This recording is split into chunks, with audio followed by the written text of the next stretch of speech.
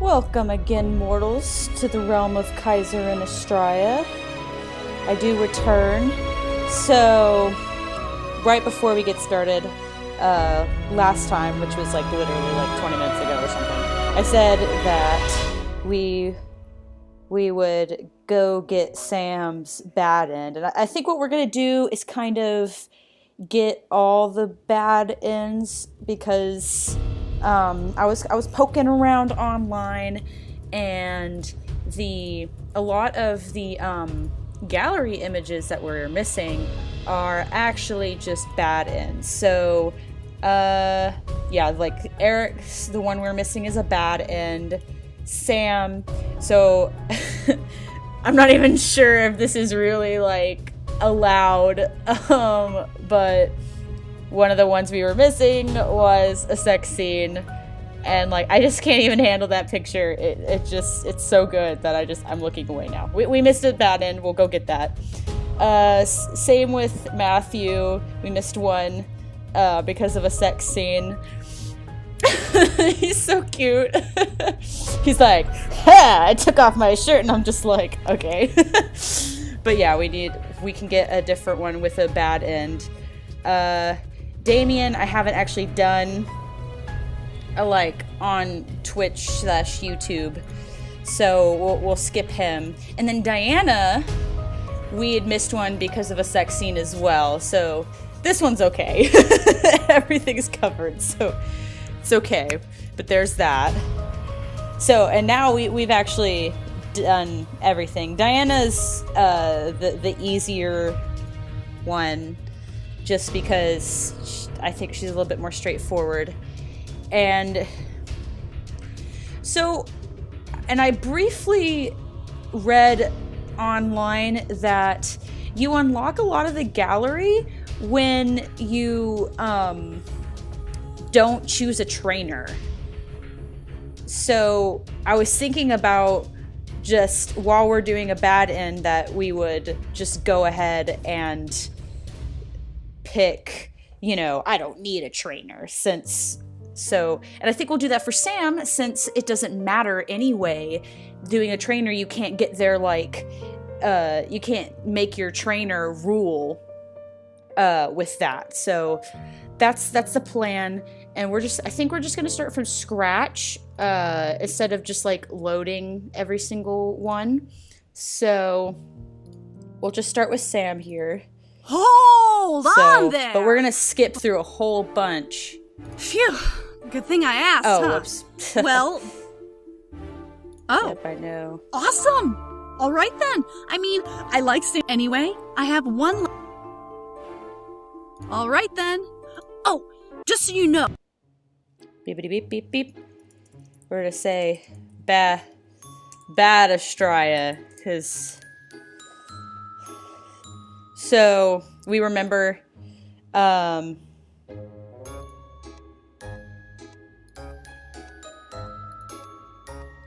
So yeah, we're letting our babe down. Well, everything that you both listed should... Blech. I want to know what it says there. I remember the night that we first made love. Sam was gentle, but the passion between us had been heated and heavy, adding to our love for each other. Perfect! Yep. Lots of love making. Hell yeah, that's what I'm talking about. Don't Suzu. worry, girl. You're not the only one who no longer has her virginity. What? You too? Am I the only one who still hasn't had sex yet? It's not like sex is mandatory, Naomi. Calm down. That's pretty funny. I love them. So they're all arguing.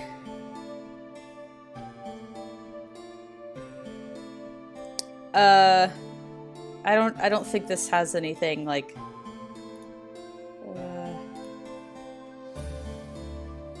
Well, you see, humans plan weddings and have licenses and stuff, and bam! You're married. Demons, however, are a little more intimate. Intimate? Well, basically, when demons want to be together forever, they don't put rings on each other or anything like that. They bind each other's souls. Nandayo? When two demons want to join together and build their We legacy actually and know family, how this they go through a ritual works, that so... Pretty much. It's kind of romantic. It's also pretty complicated.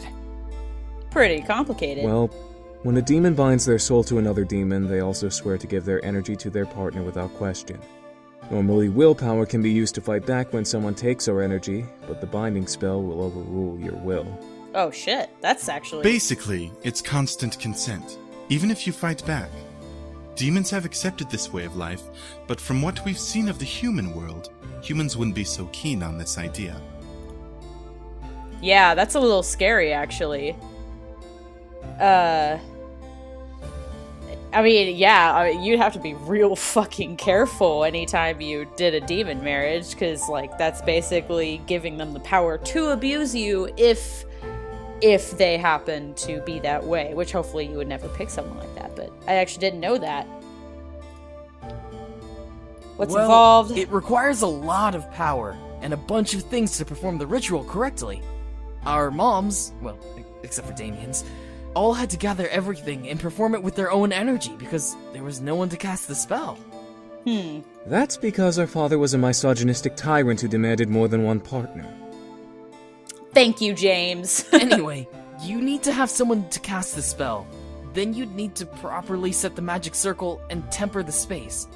There's a lot you'd have to do. Demon ritual to bind souls. Interesting. Don't let this worry you. He'll talk to you about it when he's ready. I don't believe he fully knows what to do yet. Makes sense. Okay. Moving on. Bibbidi bop. No, yes. Oh god, I don't remember.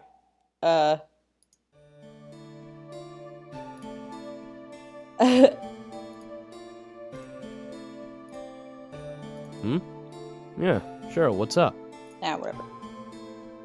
Whee! This is the sexy one, so no. Skip. Oh god, everything's happening so fast. Oh, I'm so scared. Okay. We're just gonna stay still because we don't care. Bippy bop, boop, beep, bip, boop, boop, bloop. Whoa! Oh my god! I can't go home! Oh no! Don't drink wine and talk at the same time. What about Diana? Skippity skip scop. Bippity boop bop bop. Are you okay, babe? And she's like, oh, you care? And I'm like, oh yeah, I care. We're gonna explore. Skippity skip scop. Left. Skippity skip scop. Left. Skippity skip scop. Bip bip boop bop bop bip bip ooh.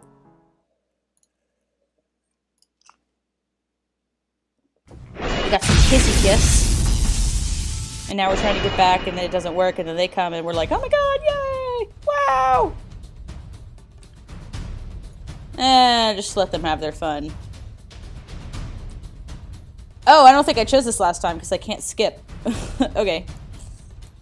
Held my breath, watching as Sam continue to duck and dodge the barrage. Get out of my way!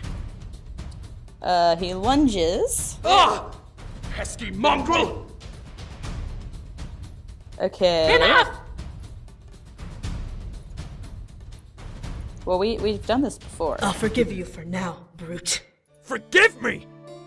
What makes you think that the one who needs forgiving is me? I didn't do anything! Then why is she here then? Sam! Oh, we can skip now. Kiss him, or it's okay. I mean, since we're going for bad end here, I guess we have to pick it's okay. Everything goes okay now. Bibbidi boop bop. Getting out of here. You know what? Fuck it. Since we're being mean, let's get the achievement for doing the curse. Yay! I got the achievement for it too. Wow, it gives it to me immediately. You know, I could just reload, right? Well, yes, he won't be able to escape because of its dark magic. Are you sure this is the best choice? it's really not. Monster like him won't stop if we box him in. We have to ensure that he won't be able to do anything while we prepare to fight back. As for your reluctance, Sir Brute, we won't be using one of your men. Oh. Well then, who would you use? At that moment, Diana smirked, sending a familiar shiver down my spine. Oh, who is she A gonna little mongrel who had the nerve to electrocute me in my own castle. What? Oh, she's gonna sacrifice the imp that invaded. Actually, that's a good idea. When I came to the demon world, I barely recognized her and didn't expect her kindness. Now, as staring at her there a moment, I again recognized the woman who attacked me in the human world. Okie dokie. We can fight too!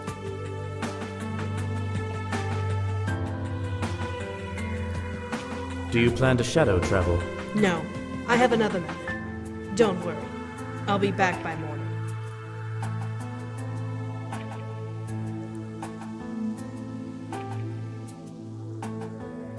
Faye, please escort our guests to the remaining open rooms while I'm gone. All right. Seto. Yes, my lady. The demon looked toward us. I'll take you to your rooms then. Thank you.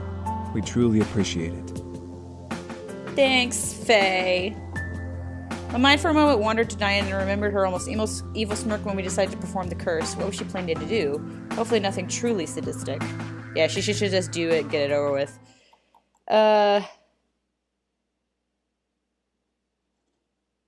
Oh, we've seen this before, because I can skip it.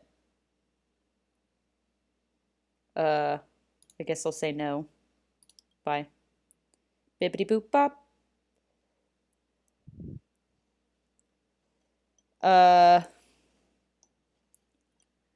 Sorry, it's nothing. Shook my head and nuzzled him, looking back at the floor. I didn't know what to say in pure honesty. Sam seemed to understand and hugged me gently. I'm glad you're safe. Me too. I'm glad you're here. Closed my eyes, listening to her breathe as I let out a silent sigh.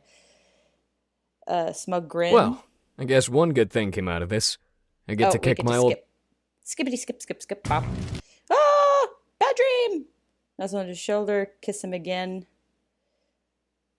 Well, I think we probably fucked it. So, I don't know if you guys probably don't know this, but this works on a point system. And getting different endings just depends on how many different points you get. So we can get like we can use the good stuff now.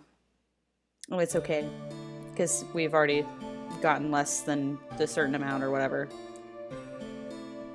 Let it go. Let it go. I just had a really rough night. Oh, we're sorry. Is everything okay now? It was just a nightmare. I went away the second time I went to bed. Oh my god. Well, like we said, we'll be ready for whatever the Demon Lord throws our way. Yeah. I wouldn't be too sure about that, just... Bibbidi boop bop. Okay. I don't need a trainer. I was fine on my own. Diana stared at me slightly miffed and slightly in disbelief. Did she not believe me? Didn't ask as Diana pressed her lips into a fine line and looked to the others. Very well. Do what you believe you should. With that, Diana turned on her heel and left the room. Finish eating. Afterwards, you should start training.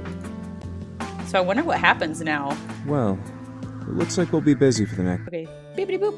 So I chose to train on my own. It would not be an easy adventure, but I had to practice it in self-defense from my taekwondo. I found a way to add magical energy to the mix, then I would be set. Seemed like a good idea until I managed to kick the bench and the bed frame a couple times, resulting in a very sore foot. Gah! It was strange. Practicing my self-defense went normally as I've done before, yet I could tell that I was going to need some help.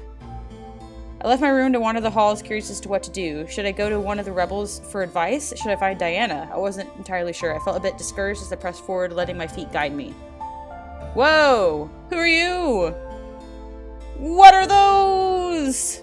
She's so cute. Look at her. She's got this, like, wonderful hair, and her outfit's pretty, and she's riding a horsey. Oh my gosh, I love her. Mitchell was led outside where a woman on a strange brown and red horse raced through the obstacle course. There were training dummies stationed around each turn, and the woman rammed her sword into each one as she rode by. I was quickly entranced. She looked so natural on the horse, and the way she cut through the dummies was downright breathtaking. I grew mildly envious of her skill. Or attracted to her, perhaps. As she spotted me, however, she stopped and pulled the reins from her horse. Whoa! Huh. You must be the human. You look much prettier than I imagined. Aw. The woman quickly jumped down from her horse and walked over to me, smiling a kind smile my way as she approached. Oh my god! Oh my! I didn't mean to disturb you from your training or anything. Look at her. Holy shit. I love her. I didn't want to stop or distract her, but the woman waved her hand dismissively with a laugh. It's alright. I needed a break anyway. I'm Mirth, friend. How can I help you? Oh my god. Of course it's Mirth. Remember when the last one I was like, I wonder who Mirth is? We found her! I stared at her, surprised to see her being so cordial with me. Then again, I was a guest at the castle, and apparently gossip has spread around that a human was staying for the duration of the war. It should not have been a surprise to see such manners. Still, I shook my head and smiled. It's nothing, truly. I just wanted to come out and explore, that's all. Explore? How strange. Do humans often wander around on their own? I figured the Rebel Queen would have a bodyguard watch over you. I shrugged a bit. It really wasn't a human thing, it was more of a Bad Astraya thing, yeah. Yes, so true. I'd always naturally been curious that the world I was in was full of new things to learn. I do, at least. I find it to be a good way to break away from my day-to-day routine and take in the sights. Let your mind wander, you know? Mirth stared, nodding a bit, despite me seeing a slight distance in her eyes. She was a demon after all, so the human wine was a little too different when it came to what we did and why. I smiled to look around, seeing the strange purple sky above us and taking in the smell of air. It really is nice out here, though. I almost wonder why I decided to train alone. Huh? You're training alone? Why? Looked over at Mirth, seeing her tilt her head at me in confusion. I shrugged a bit. I'm not really used to having someone train with me, or maybe I didn't want to worry about someone watching me train, but I didn't want to bring any of the rebel leaders down. Wait, they all offered to train you? I nodded, seeing a glint of amazement form in her eyes. Yeah, well, they were all open to take me and train me to defend myself, but I already know how to fight, so I didn't want to take up their time. I'm sure they have much more to focus on and accomplish anyway. Mirth stared for a moment and nodded before straightening up, stretching it back a bit. Understandable, friend. Still, the rebel leaders are amazing fighters. They would have taught you a lot. Do you really think so? With a nod, Mirth turned her head and to the outskirts. Wow, words, English. With a nod, Mirth turned her head to the outskirts of the training ground where we were in, ushering me to look over as well. In the distance, I could faintly see a large group of demons and beings clashing weapons and fighting like their lives depended on it. At the edge of it was Sergeant, standing cross-armed and firm as he watched on, concentrated on the group before him. Whoa! What? Look at this! Oh my god, look at the... Oh my god, look at that girl's neck. She has a mouth in her neck. And then we got Tarzan in the back. Oh my god, look at the deer lady. She looks so cute. Oh my gosh, I love them all. I really like the elf lady with the black eyes. Holy shit. That is awesome. And cat lady? Someone clearly has played a lot of Elder Scrolls. Seeing them fight without fear or hesitation took my breath away. I could say nothing as I watched the blades and shield collide in chaotic but almost melodic harmony. Those are the best of the best here in the rebellion. Really? Yeah. All of those fighters rose up in the ranks and are now lower generals and captains, brought up to lead and train the rest of the army with the same tough love the commander gives them. Oh boy. I looked over to see Mirth smiling fondly at the sight of the sparring. It made me a bit curious. What about you, Mirth? What are you in the rebellion? Mirth finally broke away from the fight to look at me in surprise before giggling a bit. I'm technically a lower general like them, but I lead the front lines while they lead the troops that back us up. Why not train with them, though? We have different strategies. My section is meant to be a wall of tanks and cavalry, pushing the enemy back and cutting down as many of their number as possible. Their sections are for when the enemy gets through my wall. So, you're the strongest of the generals. Mirth's face began to glow a soft crimson before she laughed. No! We're all pretty equally strong. I've just been in the army long enough to know how to train on my own. It's not a big deal, really. I nodded before looking back to Sergeant and the sparring he monitored. The generals in the field proved to hold their own in a fight, but against each other they were all evenly determined and skilled. Each had some sort of unique strategies, some form of attack they would rely on constantly to deliver results. The sight inspired me and made me wonder, what was my strategy? Mer stepped up beside me and crossed her arms over her chest. Look at them. All of those soldiers are fighting for the same cause. To stop the Demon Lord and bring peace to this world. That's why we're here. Yeah, that's why we're all here. I lowered my head and glanced to the ground by my feet, remembering that I was here because of the Demon Lord, but not by choice. These demons more than likely came into the army fueled by their hatred for the Demon Lord and his tyranny. I felt small compared to them. They had a just cause, a selfless reason to fight and risk their lives for a better future in society, while I just wanted to fight to get myself home. Was I being selfish for having my own reason to fight? Mirth looked over to me and placed a hand on my shoulder. Human, if you want, I can help you train. I'm sure that I can get you battle ready in no time.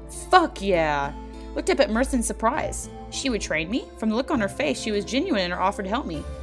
I considered it for a moment. Did I want someone to help me after all? Oh, what? I have to choose? I don't know what the right choice is.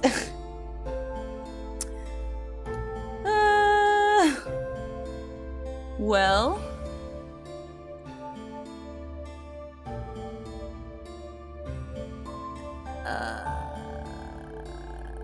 Well...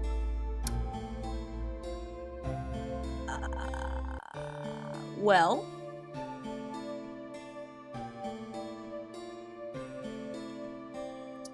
Sorry, I'm looking online because someone has posted a thing. Well... So, it's, so basically, you know, like, especially for the general CGs, there's like a, you know, there's like nine, and it's saying that the fourth CG and then 5 through 9 are all quote-unquote tender moments. And to do it, I need at least 2 run-throughs on 2 different routes. The first for 4 CGs, the second on a different storyline than the last.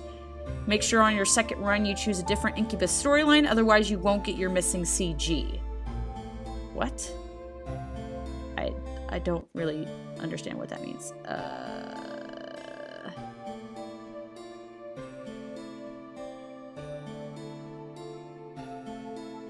So...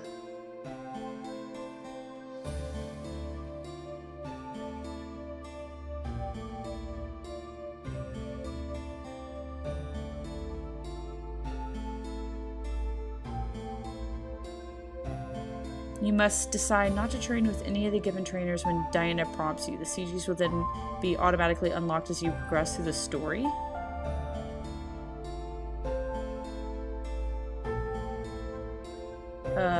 Well, okay then. I guess we'll just say yes and just keep going. I have no idea. I remember the pain in the foot and the silliness trying to train on my own made me lean towards accepting her help. Well, that's good. And nodded with a smile, placing my hands on her with confidence. I would love some help. Thank you so much. Mirth returned my smile with her own and a nod. It would be my pleasure, friend. Taking a step from me, Mirth walked over to her horse and ran her hands over his mane before looking at me. Go ahead and pick up a weapon. Something here should suit you. There's a barrel over there that has plenty of swords you can use and take for your own. Took a look around, spotting the mentioned barrel of swords ready to use. While fighting barehanded was something I was used to doing in Taekwondo, wielding a weapon would protect me better in this war. Yeah, you're going against fucking demons. I mentally nodded at her suggestion before walking over and pulling out one of the swords. And to my surprise, the blade was very light, almost like it was made of plastic. It couldn't have been real, right? I don't know. What the? This is a sword? Mirth laughed and walked over to me, drawing out her own sword and swinging it around in her hands with ease. It's light steel perfected right here at Lilith Castle. As weightless as a toy, but just as deadly as a common blade. Give it a couple of swings. I grasped the hilt in both hands and took a swing, gasping when I saw the blade cut through the air as if it had proper weight. Wow. See? What did I tell you? Drawing my eyes down the blade, I could tell it was well-made, at least for training purposes. As my eyes darted around and landed on a nearby training dummy, another recursive thought passed through me. I took a step forward, crouching low with the sword at my side, and charged forward, arching my blade out and slicing at the dummy with shocking ease. The cloth it was holding together split apart, and the hay stuffing began to pour from the opening, revealing the hard wood that was keeping it upright. Mirth, impressed by my attack, dug her sword into the ground and began applauding me with a grin. Good job, human! Are you well trained in blade work? Looked at Mirth and shook my head. While I had some sword training in Tai Chi, I was in no way actually proficient with a blade. Before my eyes, the dummy began to reshape and form itself back together, ready for another round of attacks. Yep, it was magical, and it was the perfect way to train. Mirth picked up her sword and stepped up to the dummy, grasping the hilt and staring hard at the immobile target. Focus on your target and decide how you want to bring them down. Use every opening you can find and slice through the best one. With a shout, Mirth lunged forward and ran her sword across the dummy's neck, effectively beheading it, sending the head flying onto the ground. I stared, stunned to see that she had also cut off some of the wooden pole that held the dummy up. Mirth smirked and rested her blade on her shoulder, stepping back and looking to me as the mark reshaped itself. See? Now you try. With a smirk, I began to swing and practice slicing and stabbing through my practiced opponent with my new weapon. Mirth continued to spur me on, showing me different ways to cut down the dummy. For the entire week, I would continue this, perfecting the blade and learning how to cut down my enemies in any position and situation necessary. Mirth even began to move the dummy around to give me a moving target. After all, with time comes experimentation and practice. Okay. Today was tough, and I could tell it was going to... We've seen this. Okay. Whoa, dragons! Hello! I forgot. Is there a certain thing to do here? I don't remember.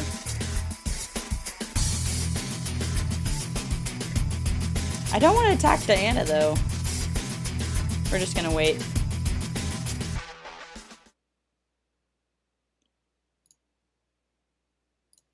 Bibbidi boop bop. Bip bip bip. Bip bip bip. Struggle.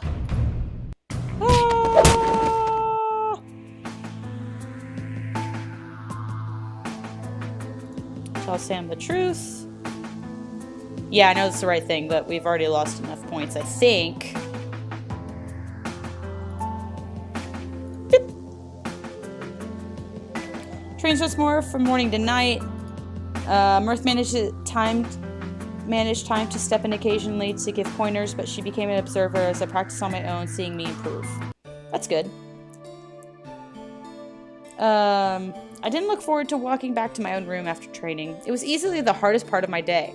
However, I found it comforting to take my time exploring my castle on the way back. Oh hey, what did I expect to see? What? What I didn't expect was to hear a surprise shout echo through the stone walls. You nerd! Are we gonna actually hang out with the other wives?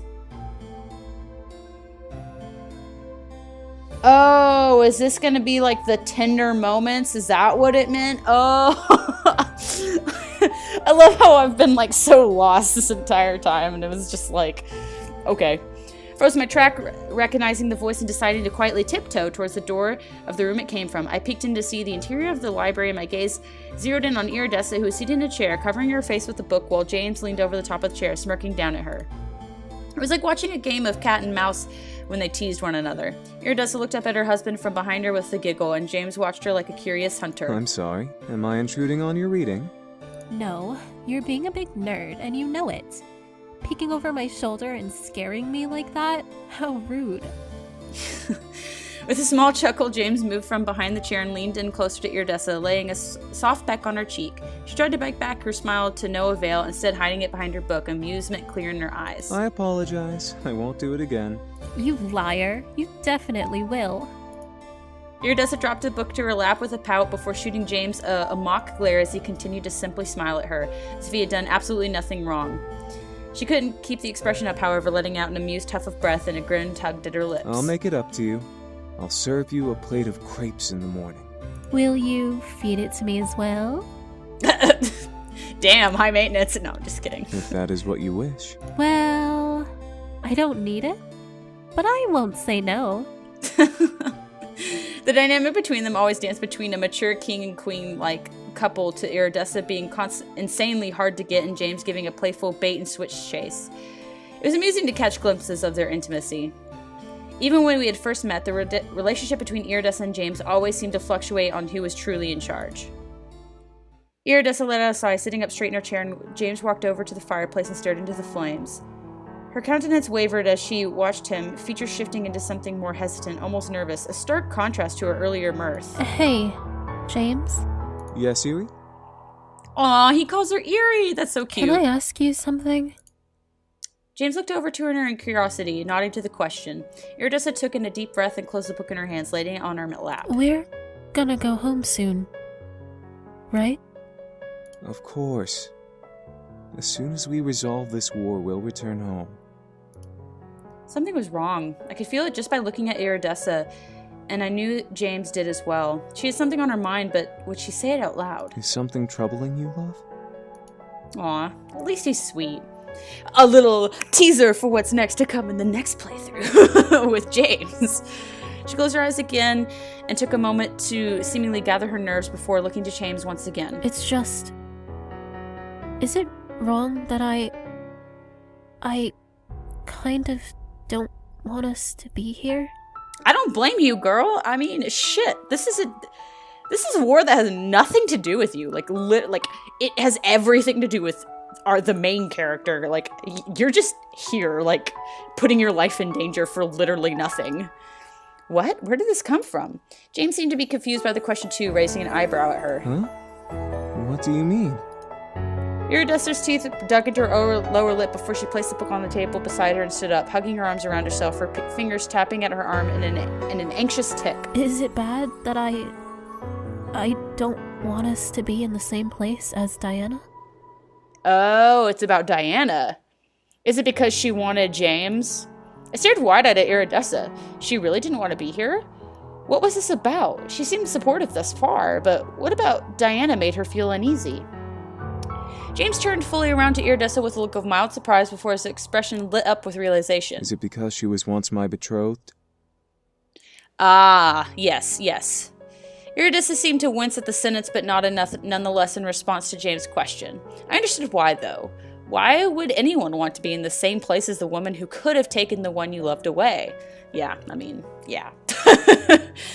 You know, like, I'm very, like, anti-jealousy, but to a certain extent, you know, like, when your significant other is talking with an ex, it's like, even if you're not jealous, you're always just a little bit wary, because it's like, you just don't want things to turn out bad. You don't want, you know, your partner to get feelings from them again. You don't want, you know, there to be any problems, right? So it totally makes sense, especially with Diana being like, I am a succubus. Like, it's just like, it would be hard not to feel threatened by that, even though obviously Diana doesn't give a shit. James' lips drooped into a frown as he crossed his arms. I'm sure she has no intentions of taking me away from you. Okay, that's not what you should say. What you should say is, I would never let her take me away from you. That's not what I meant. I just... Iridessa looked at the ground, pressing her lips together in a fine line. I guess I'm just not comfortable being here with her. Something about her just... I don't know. I mean, she's a gorgeous succubus and all, and I'm just nothing compared to her. Aww, Eerie, no! Don't feel like that. That's terrible. You're an awesome witch, remember? Love.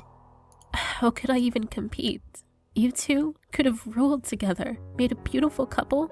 She could have given you more than I ever could. She is. Iridessa. Yeah, that's right, James. It's time to set the record straight, okay? This is bullshit, and you know it. Jane's tone forced Iridessa to look up at his face, seeing the stern king she, his queen, had married. There is no competition. You are the woman I chose, the one I wanted, the beautiful and kind woman whom I was lucky enough to marry. I swore to be with you for the rest of my life as your husband. No one in the 5 worlds can make me betray you or lose the love I feel for you. Aww. Aw, look at that. How sweet. They get so okay, I see. He really looks like a James Potter in this. James slowly walked over to Iridessa, wrapping his arms around his wife's waist. She squeezed her arms around him tightly for a moment before letting out a sigh, the tension leaking from her shoulders as she looked up at him. You're right.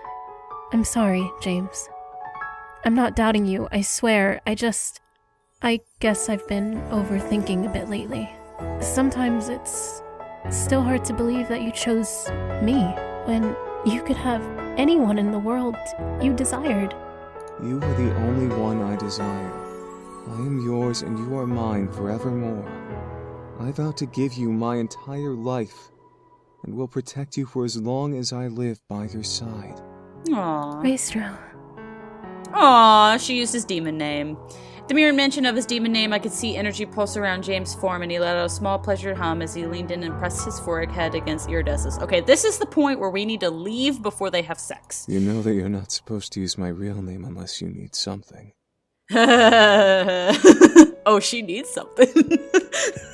I could feel a wave of voyeuristic embarrassment run along my cheeks as Iridessa looked away from him, biting her lip coyly. James chuckled deeply, however, and kissed her temple, hugging her close to him. We'll be home soon, I promise. Once this war is over, we'll return and never have to worry about Diana ever again. Okay? Okay. I love you. I love you too. Always. Aww, that's sweet. Eerie finally looked up at James and smiled sweetly. He mirrored her grin, leaning down but stopping halfway so his love would strain at the edge of her toes to claim her kiss. Aww. Her smile shifted into one of mischief as her fingers curled into the soft material of his sweater just over his chest. She tugged, bringing him down so their lips could finally meet. Couldn't help but admire them.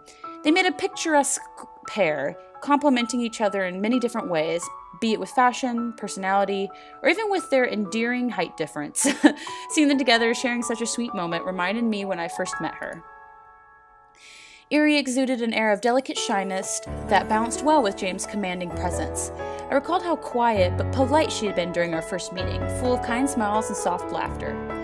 However, watching Eerie close the gap between her and the eldest brothers made her appear more powerful.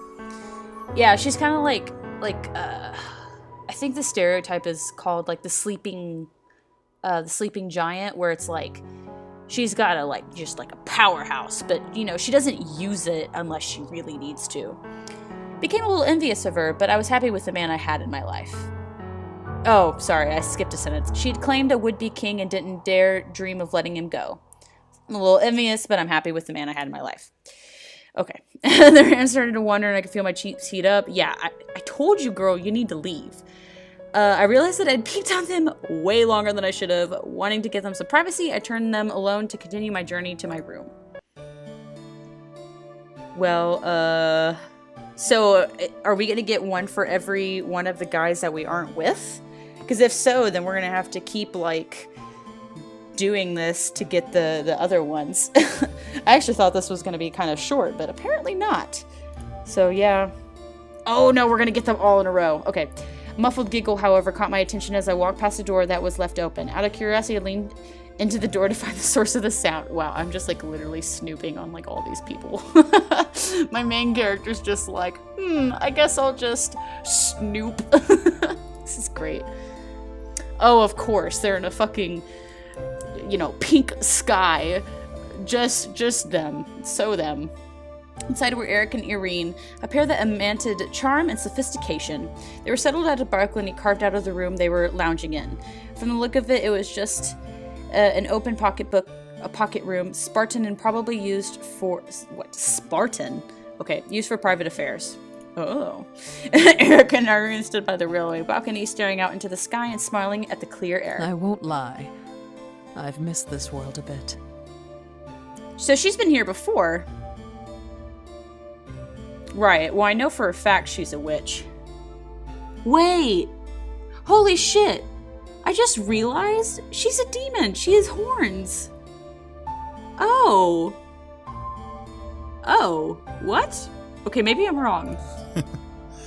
That makes only one of us, my love. Oh, come now. You cannot tell me that you don't miss being here. Her voice kind of pisses me off. It's got that, old lady thing going on, which makes me feel really bad for saying that. I feel bad now. I take it back. Irene turned and leaned against the railing, giving Eric a smug smile. Irene had always been a mystery to me. I was convinced that she was a succubus, but she wouldn't reveal to me what she really was, which added more mystery to her flair. Yeah, she's totally a fucking succubus. She's got fucking horns. She was definitely pro-demon, always dropping out of glamour whenever she was alone or with any of our group, but she respected humans enough to work her way to the top of financial hierarchy the old-fashioned way. Yes, it all comes together now. When Eric told me about her, I could practically feel the love and devotion he had for her with each word he described her with. While I was still his princess, she was his queen and love. Oh, really? He still calls me princess? That's kind of weird.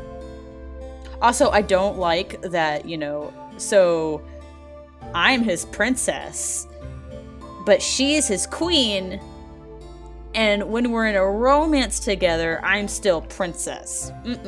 I don't like that. Eric chuckled at Irene and shook his head, still facing the sky. This world is too full of boring or terrible memories. I would rather be back in the human world. Nothing to bother us as we enjoy the world together. Aw, see, he's a romantic through and through. Erin let a small laugh before sliding closer to Eric, laying her head on his shoulder and staring at the ground. Eric, there is one thing that bothers me. Oh? Oh? What is it, my love? Erin pressed her lips together. I could see a moment of hesitation and doubt form in her eyes before she let her feelings out into the air.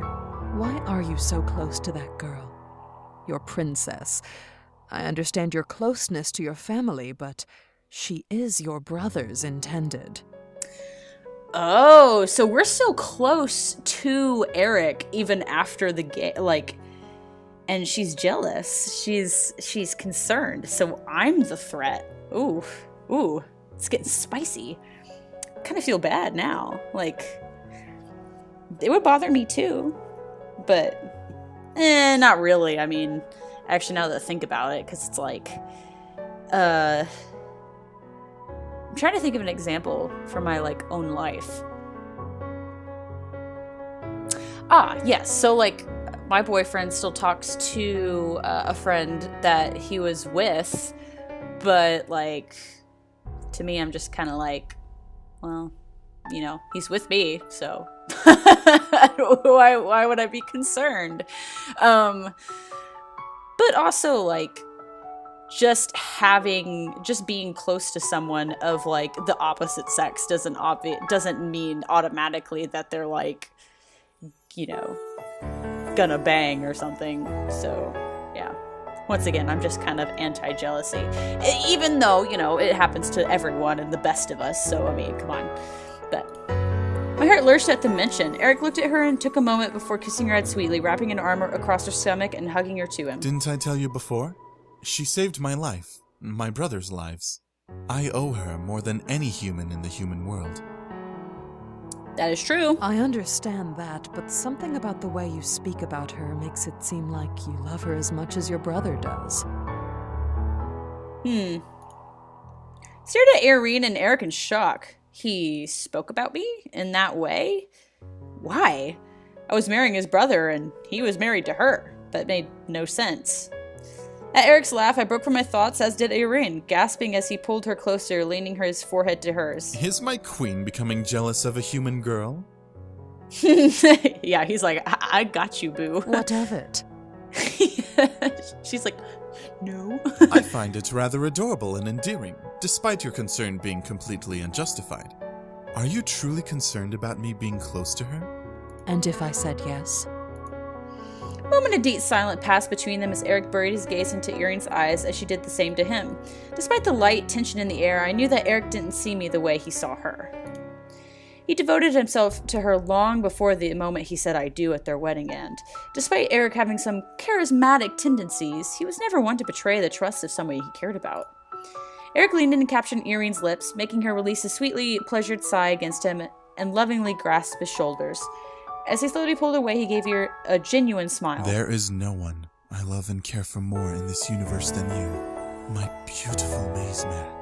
You completely have my heart, my mind, my body, and my soul. And there is no one who can take that away from you. Good answer, my good man. Aaron stared into Eric's eyes, reading him and becoming lost within them at once. Despite her being the one who controlled the relationship, there were often times when she became the one who followed the one she loved. Well, that's good. Aaron straightened up in Eric's arms, wrapping her arms around his head and nuzzling her nose against his. My wonderful, beautiful, radiant maze mare. I will be yours now, and in purgatory when we finally rest. If you ever leave my side, I would spend an eternity looking for you. Aw, that's so sweet. If you ever went missing, I would scour the entire human world and demon world for you.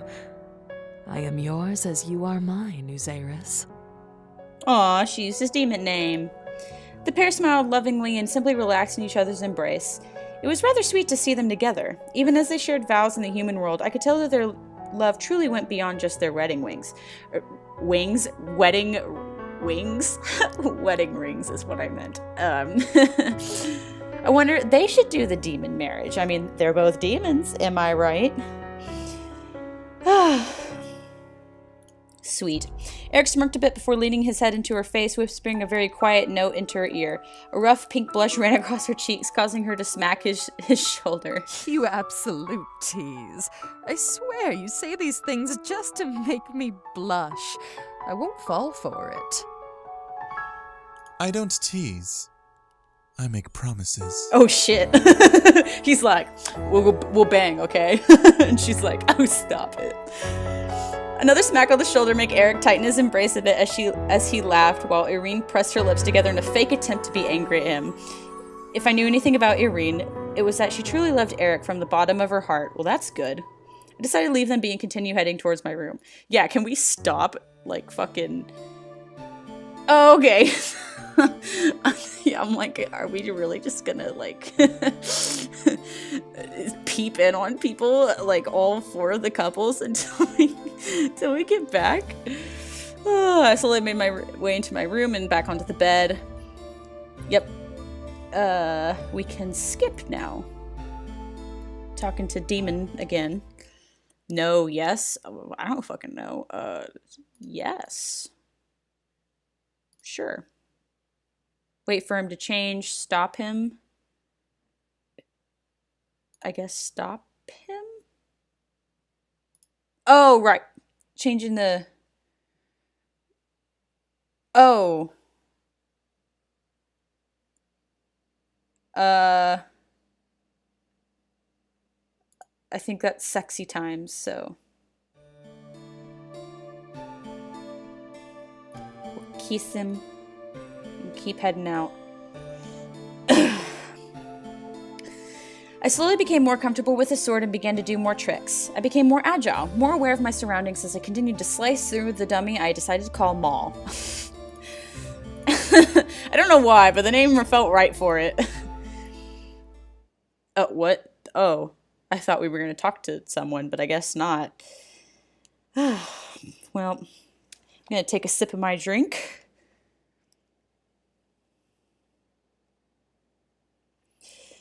Okay. Pulled myself from the training grounds to the gates and through the castle doors. The interior was dark, yet warm. Ever-burning fires that served as lights illuminated the corridors, eased my ability to navigate through the winding halls. The walk was peaceful and quiet on the way to my destination, until I heard a familiar laughter tear through the hall walkway. Ah, see, now we're gonna... now we're gonna peep in on the other two couples. Oh, Matthew. Simon! Oh, I'm so looking forward to this. Norn is cute. Here, Simon! His voice, that's so desperate. I barely had the chance to turn around to see a small white critter run past me, followed by a pair of fluffy dark-haired heels in a mad chase. Oh, dark-haired heads in a mad chase. Whoa! Like a whirlwind, I practically spun around in place as Matthew and Norn rushed past me, trying not to collide into me while maintaining pursuit of their furry friend, Simon Tabby. Sorry! Oh, did you fucking see that shit? Just... Sorry! Sorry! Wow, they're dorks. Before I managed to shake off the dizzy spell I was under, Norn and Matthew had vanished into a nearby room, where I assumed they had chased their furry quarry.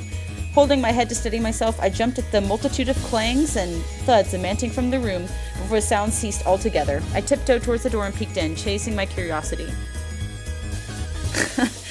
Inside, Matthew and Norin surrounded the fluffball Simon on the war table, gripping onto each side of the table, glaring hard at their target.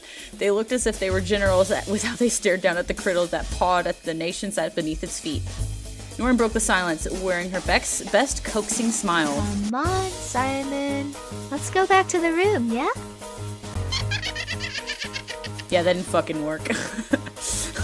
Matthew, not as patient as his wife, jumped onto the table and clasped both hands around Simon, grinning as Simon made a surprise squeak. Gotcha!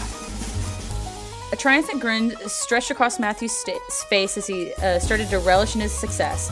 Norin smirked but dropped her expression as she quickly turned wide-eyed and frantic. Wait, he still has the... Ow! Ow! He still has the knife. A glint of tiny steel told me more than enough. Matthew momentarily forgot that Simon wielded a knife. It was blunt and meant as a toy imitation, yes, but in the paws of Simon, it was more enough to hurt. Matthew released his grip from Simon, clutching his hand and hissing in pain as Norin swiftly replaced his former hold on the doll. She lunged across the table, wrapping her hands around the doll's torso and trapping Simon's little arms between her fingers, rendering his weapon useless. Didn't think of that, did you, Simon?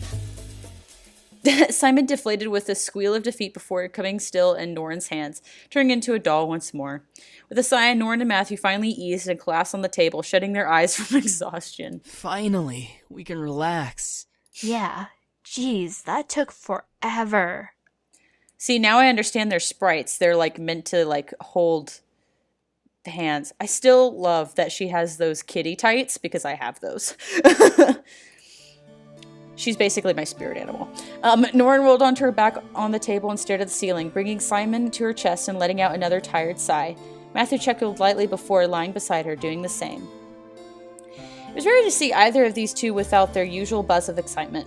Norin lazily laid her arm across Matthew's face in an attempt to run her hand through his hair, to which Matthew returned the gesture with an exaggerated plop of his hand on her face to caress her cheek. Laughter spilled out from them, their contagious chuckles making it hard for me to stifle the bubbly giggles rising in my throat. I held back my laugh, biting my lip with a wide smile. Even when they looked exhausted, I couldn't help but feel light and giddy from watching them. Norin always seemed to be bursting with energy whenever she fluttered around the other wives and I, eager to embark on adventures, whether it be across the world or to a nearby diner at 3 a.m. Wow, she is my spirit animal. Holy shit. That is literally me. Yet I knew there were moments when her waves of energy ebbed, just like now. Despite those times, she was a master at quick quips and one-liners that seemed only Matthew could keep up with her with his own wit and creative power. They were perfect friends, so aligned and in sync that it was easy to see them as husband and wife. Norin's eyes lit up as a flash of inspiration dawned on her. She smirked and turned to Matthew with a quirked brow. So, when is Simon going to have a suitor? Oh yeah. Huh? Matthew looked over her in a mix of shock and fear. While Norin held back a laugh in her cheeks at his expression, Matthew shook his head violently. No way. There's no way I'm gonna give him another reason to run around and go crazy, and give us another doll like that to deal with. Aw, look how cute they are. What? Oh, come on! Imagine the fun of designing his new friend. All the little details, from the color of its eyes to the fluff of its fur. Plus, think of all the adventures they'd have together. So much fun that it might even distract Simon from messing with us. Yeah! Well, I mean, I guess you're right, but... Matthew brought a hand to his chin, so he looked deep in thought over the suggestion. She looked on expectantly, waiting for his final answer before her eyes caught his hand shifting over his mouth to hide his growing smirk. Norin gave a toothy grin to Matthew before gently pinching and pulling his cheek. Come on, one more go at a living toy. And look, you're smiling too. You totally wanna. Matthew stuck out his tongue and threatened to lick Norin's hand to gross her out and release her grip on his cheek. Ryan kind of does that to me too. She flinched but remains resolute, nearly laughing at his attempt and teasing his face harder. I bit my lip to stop myself from laughing, but watching the two struggle for the upper hand made it hard not to imagine they were like this all the time. It even became apparent to me that Norin actually dominated the relationship with Matthew following her, and not surprisingly, Matthew seemed to enjoy that, peppering in his own competitive bursts and challenges to her lead. You think a little spit will scare me? Yeah. Alright, I'll do it, okay? Satisfied, Norrin finally released her hold on his cheek. She smiled at her husband before flopping down on her back against the table, breathing out a contented sigh. I love you. You know that, right? Aww. Matthew took a moment to rub his cheek before looking down at her with a grin of his own, leaning down and kissing her nose, making her sputter and widen her eyes. Of course I do. You know I love you, right, Norrin? Mere second passed between them before Norrin wrapped her arms around Matthew's neck and pulled him down, locking her lips with his and making him flail from losing his balance. Luckily, he planted his hands on the table beside her so he didn't crush her. Maxie relaxed in the kiss and closed his eyes, melting into it before Norrin's arms relaxed and let him pull away slightly to look into her eyes. They stared at each other with goofy smiles as each of them began to blush a cute pink color. I know you do, Matthew. I couldn't live without your warm hugs or your dorky face. You're the best. Aw, they're so cute. I'm pretty sure you're the best. I don't know how you did it. Waiting for me and looking for me for so long. Is she also a demon? Like, that's the only, like, reason I could see her knowing him and waiting. The first 6 times were hard, yeah, but I'd definitely spend another 9 searching for you. 6 times? What? I'm so lost. My heart ached as well, nostalgic for the sorely missed normal that we had in the human world, but smiled at the sight of them curled up in each other's jackets. I only heard bits and pieces of them, but what if pieced together, I could tell that their first meeting wasn't as Matthew and Norrin. Yeah, so they're demons. They've waited so long to meet one another. Now that they're together, I hardly saw them more than an arm length apart. Both of them were adorable together, and I could tell that life was going to be full of adventures for them, regardless of who was truly in the lead and where their energy took them. They relished in the sweetness before Norrin's eyes became half-lidded and her smile turned wicked. Oh. So, there's no one around, and I don't feel like heading back just yet. Wow, she's literally my spirit animal. That is like my seductive tactics in a nutshell right there. Right here? But Simon's here. He could be watching. Let him. Like he hasn't intentionally walked in on us before and threw glitter all over your back. That's sexy. Okay. But can we, like, turn him around or put him in a drawer? Are you getting shy on me? Norrin smiled, ready to one-up her love, but Matthew's eyes darkened as a competitive fire burned inside him. His mouth twitched into a sly smirk. Oh, don't think I'm gonna be the shy one tonight.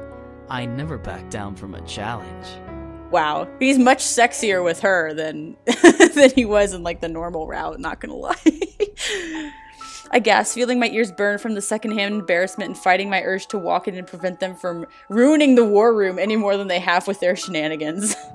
Norrin perked up at my surprised sound, glancing over the door where I stood, and shot a mischievous smile with a finger to her lips.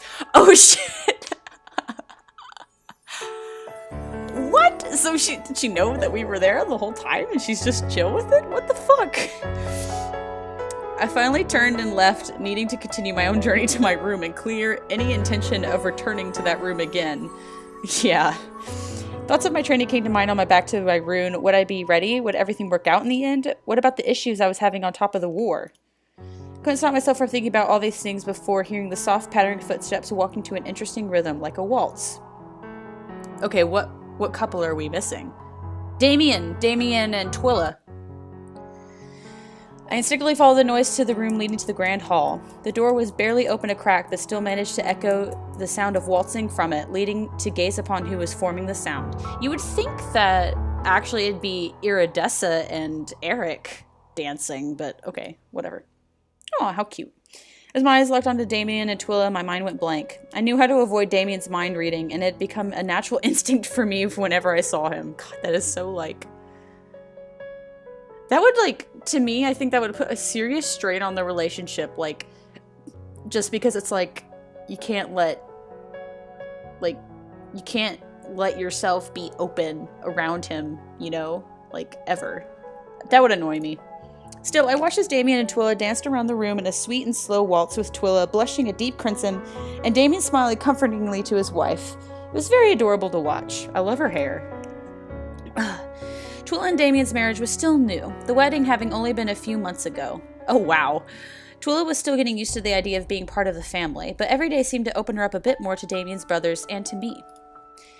I had hoped one day to get close enough to see her more energetic side, which Damien the other wives claimed she had, but it would take time. Okay, are they all witches or are they all demons? I feel like I got the sense that... Oh, I meant Irene and Eric earlier, not Iridessa and Eric. Sorry. I think that it seems like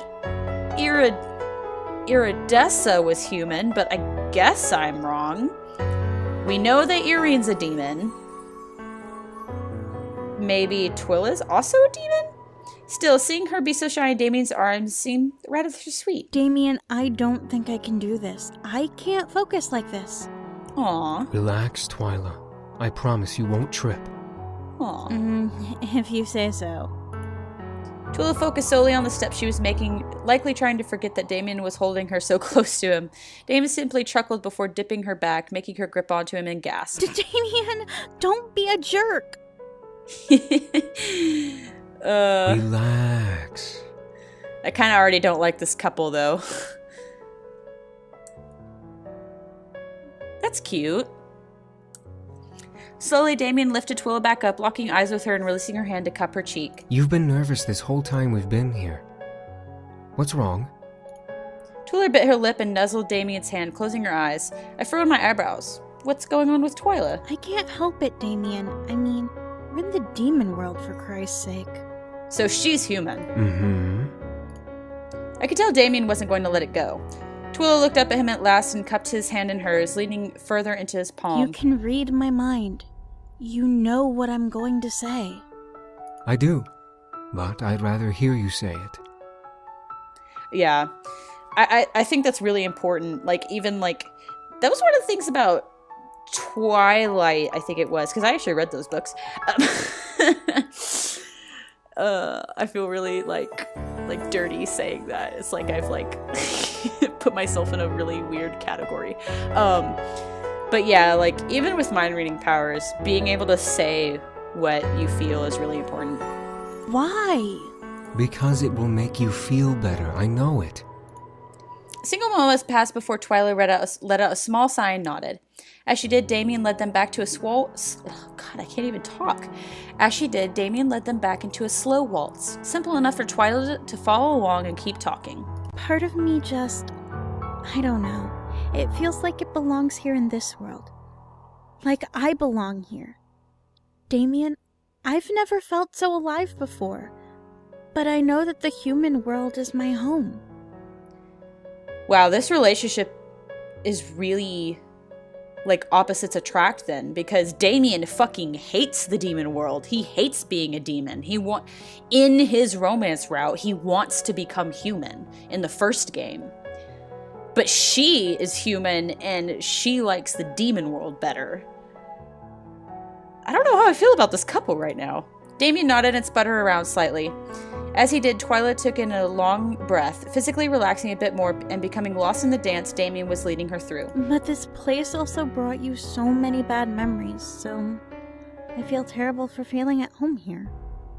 I don't know, Damien. I know that it's because I'm only half human, but... Oh, she's half human. I stared wide-eyed at Twila. She was half demon? What kind of demon was she then? Questions gathered in my chest, remembering that Damien was still able to hear thoughts. Oh, fuck! We've got found out. Damien, however, smiled and pulled Twila close to him, making her gasp. Maybe he's so focused on her. Twyla, it's all right. I promise I'm okay. But Damien, you want to be human. And what does that have to do with anything? Damien. Finally, Twila stopped dancing and stood still, looking up to her husband with serious eyes. Damon stared back, listening intently. You married me even though I'm technically Fae. Oh. You love me even though I'm proud of who I am. I don't want to alienate you because I find this world to be as beautiful as my mother said it would be. Ah, that makes so much sense. Silence passed once again between them. I felt sorry for Twila. She seemed serious about the whole ordeal, but Damien's simple smile practically melted the tension from the air. This world is your home too. As much as I hated being here, this world was the place I was born in. Damien brought Twilla's hands to his lips, pressing his love on her wrist and moving it gently to place a kiss on her forehead, making the blush on her face intensify at the intimate gestures. He chuckled at how he elicited such a response from his wife before nuzzling her nose to nose. But if I'm with you, then I can make brand new memories wherever we are, even here in the demon world. The past is the past. My future is with you. So if they have, like, babies, it'll be like it'll be a quarter human, a quarter fae, and then half demon. Holy shit. They should have children. They'd have just this, like, crazy powerful child. My heart instantly melted at the words. It was so sweet to hear Damien say that to Twilla. I could hardly but contain myself. Twilla stared up at Damien, flattered and in awe. I couldn't help but smile at the sight. Damien really did love her, and she did love him enough to care about his feelings. I love you, Damien. I don't know. They're still not my favorite. Just I love you too. Okay, you need to leave, girl. Me. I'm talking about me. What surprised me that was Twilla gently leaning up and brushing her lips against Damien's, catching him off guard as well before he pressed back and kissed her lovingly. I nearly squealed at the sight of how cute they were.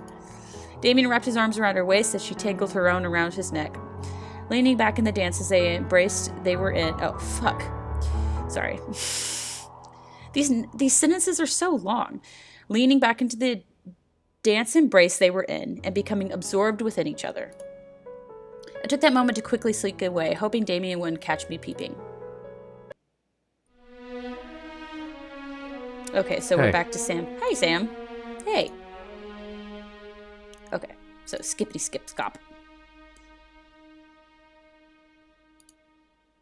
Bip.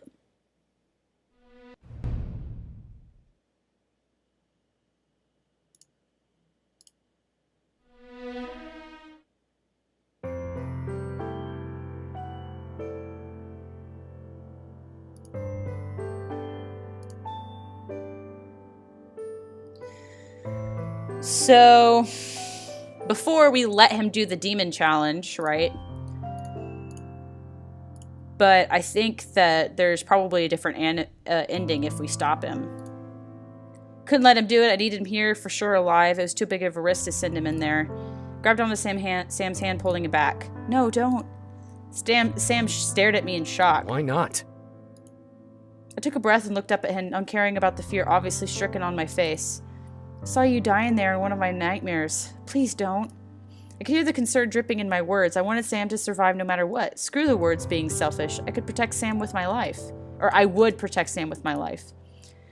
Sam stared silently at me, taking in what I had just said before letting out a sigh and nodding. My heart melted in happy relief as Sam turned away from the cave. You heard her. I'm not coming in.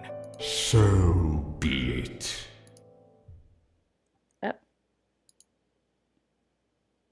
Okay, so we just leave. Oh, I thought that would like automatically cause it.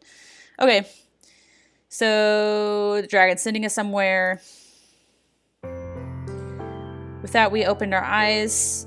Everyone's staring at us, and then she shakes her head. At least you're here now. Oh shit, she's mad. We've been worried about you guys. At least now we can prepare for the siege. Thank goodness you're both all right. Are either of you hurt? I shook my head with a smile, thankful that we weren't. Okay, so now we can skip again.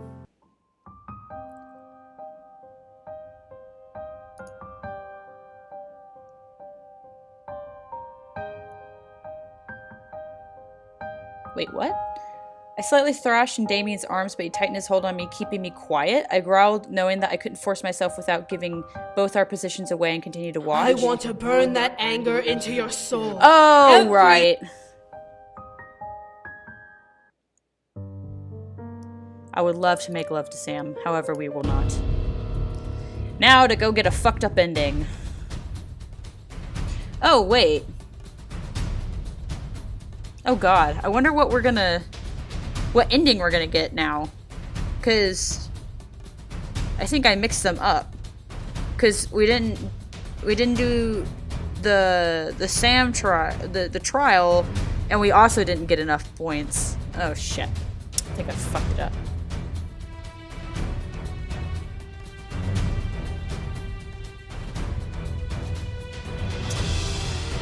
Oh, jeez. You should be thankful we didn't throw you into a stew like we did your partner. Oh, shit. Oh, God. Diana, however, kept holding his head up, forcing the blood. Yeah, we killed him. Yep, and now we charge in. Instead of the walls coming down.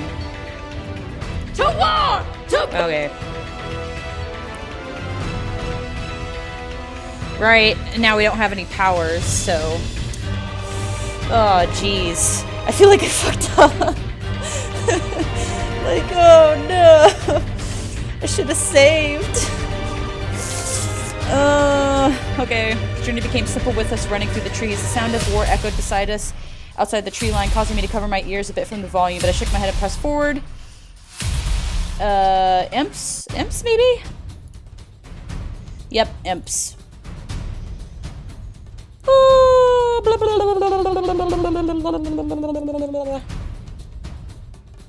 Basically, I'm just killing them normally. Yep, it's basically same old, except the training was with Mirth. Now we're at the gates. Oh, right. Oh shit! Are you okay? Yeah, we're okay. I just want to skip ahead. We stay back. Yeah, I wonder what's gonna happen now. Get off!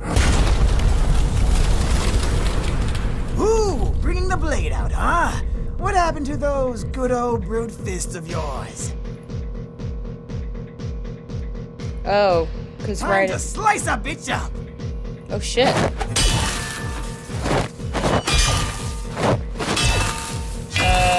Skipping. With that, Sam with a smirk of his own. Green aura, so he's using his energy. It's over, here. Malix. Same as before. Give him your remaining energy, child. It is the only way to end this. Why would the dragon still talk to me? What are you doing? Okay. It's over, Malix. Fucking die already. Malix, however, only cackled and laughed, coughing blood with each chuckle. Pathetic. You're weak, incubus. You and your bitch human. Says the one impaled on a wall. Sam. You think you can win this war? Be my guest. I'll be back and I'll piss on your corpse when it's all over. Okay, so basically goes back into hell.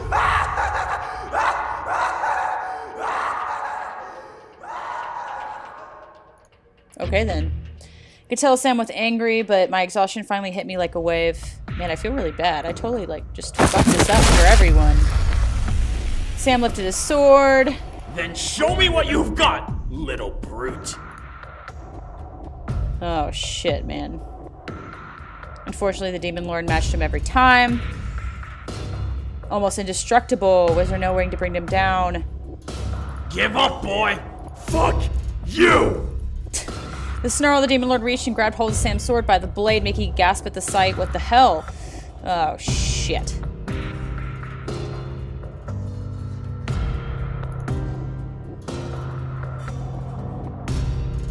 Okay, so now they're weaponless.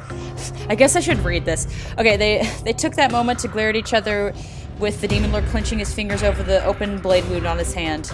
I stared at the Demon Lord's hand, however, and I could see faint black and red ore around it. Was he casting something? The blood that was dripping from it vanished as the Demon Lord chuckled at his son. I will kill you, old man! I want to see you try.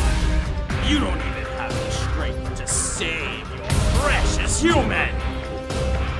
I had heard this before. I looked behind me to see the blade of Sam's sword crash back through the stained glass and rip through my body to erupt from my chest. Oh, God! Gah! The familiar feeling of pain racked through my nerves and body as I stared at the blade sticking out from my sternum. I couldn't even speak as I looked up to Sam and reached out for him. Oh, God. I die. Sam's face instantly paled and his body quickly turned to run in my direction. As I began to fall forward, the world went into slow motion as if fate wanted me to take in the cruelty of the moment. I locked eyes with Sam, trying not to faint from the shock and pain, as I watched the Demon Lord pick up his sword once more and ram it into his son's back, the blade just jutting out of his stomach. Oh, we both die! Oh, no! Hearing those sounds as Sam's mouth opened and in a pained grimace. As the Demon Lord ripped the sword out, I managed to hit the floor, now laid over a pool of freshly flowing blood. My own. Sam falls to his knees, staring at me with tears in his eyes and blood oozing from the wound in his body. I weakly stretched out my hand as Sam fell forward, and reached back for me. We had lost. We were dying. And we couldn't even reach each other as we fought to take in a shallow breath upon breath. I felt the darkness of death rush over my skin as I desperately tried to stretch forward, but before I could reach him, I succumbed. Oh. So, this is the monster is dead ending. Oh. How sad. But, obviously that ending is terrible. But let's see if that, finishes the... Okay, it does. So we don't have to go and get, like, the true bad ending or anything. Okay. Good. Oh, I love Sam. I feel really bad that we had to do that. So, now let's get... Let's just do Eric. Why not?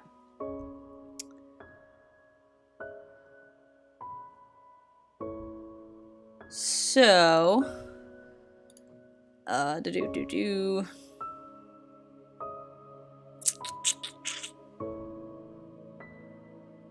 So this time I'm doing a little bit of cheating because we want a specific ending to get it. So basically we need more than 5 points but less than 7 points. And there's 8 points available. So 1, 2, 3, 4, 5, 6, 7, 8. 8 points available. Okay. Okay. I have a game plan. Let's fucking do this. And we're gonna pick our own trainer again so that we get Sam's thing. So here we go. Hold on there! Skippy skip scop. Phew. Good thing I asked, huh? I did that too. Oh, awesome! Anyway, I have... Alright then. Oh!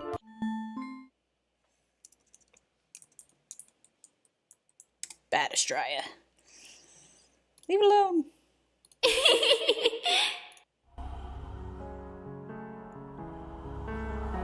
Boop. Skip.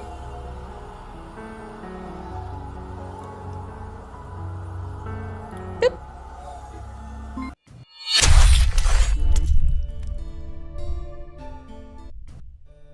That was fun. We're gonna cry. Why not?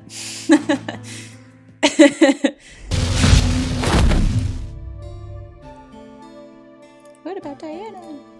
She's getting fucked. Are you okay? Bippity boop bop.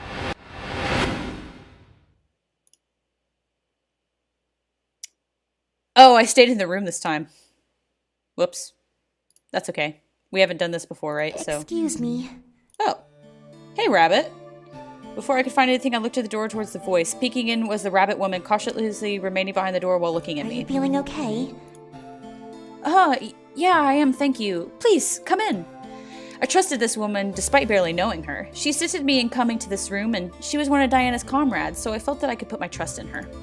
The woman nodded before stepping into the room and closing the door behind her. She turned to me and stood by the door. I'm assuming Diana told you about the situation. Yeah. Yeah, I'll be back home tonight. That's the hope anyway. Yes. We sent our agents as soon as we knew what we had to gather. We're positive they will turn up before nightfall, and we'll be able to cast a gateway spell. That's fucking fabulous. We know it fails. Ha ha ha. I nodded and let out a small sigh. It would be a long wait, but it would be worth it if it worked. This woman, however, took a small step forward. May I ask you something? Sure. I looked at the woman, slightly confused. Go ahead. What is it? Well... Watched as the woman reached up and rubbed one of her ears, almost in nervousness. What was she nervous about? Finally, she spoke again, releasing her ear. Would you mind if I asked you about the human world? Oh, sure. Sure, babe. The human world? Why would she be curious about the human world? She was a demon that looked like an anthropomorphic rabbit. The woman hugged her large staff against her body as she shrugged. How are things like in the human world? Is there equality amongst your races?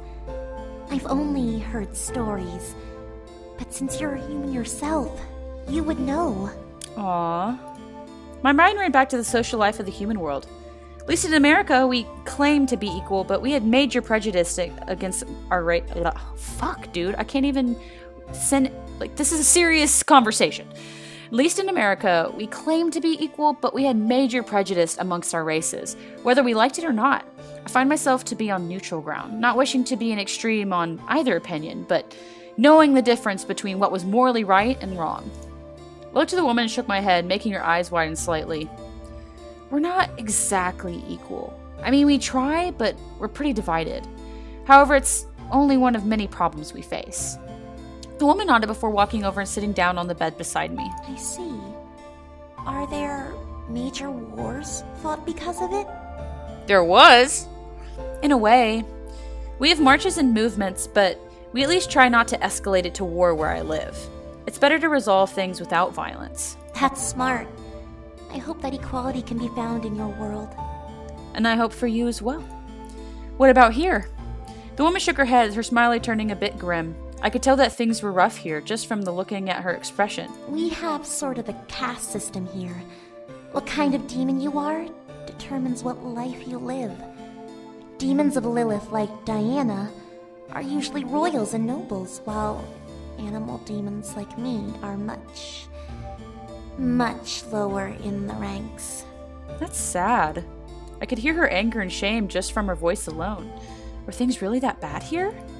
That's horrible. I'm so sorry. It's alright. That's why I joined the rebellion. We intend to make changes, make it better. I want to be part of that and help fix things.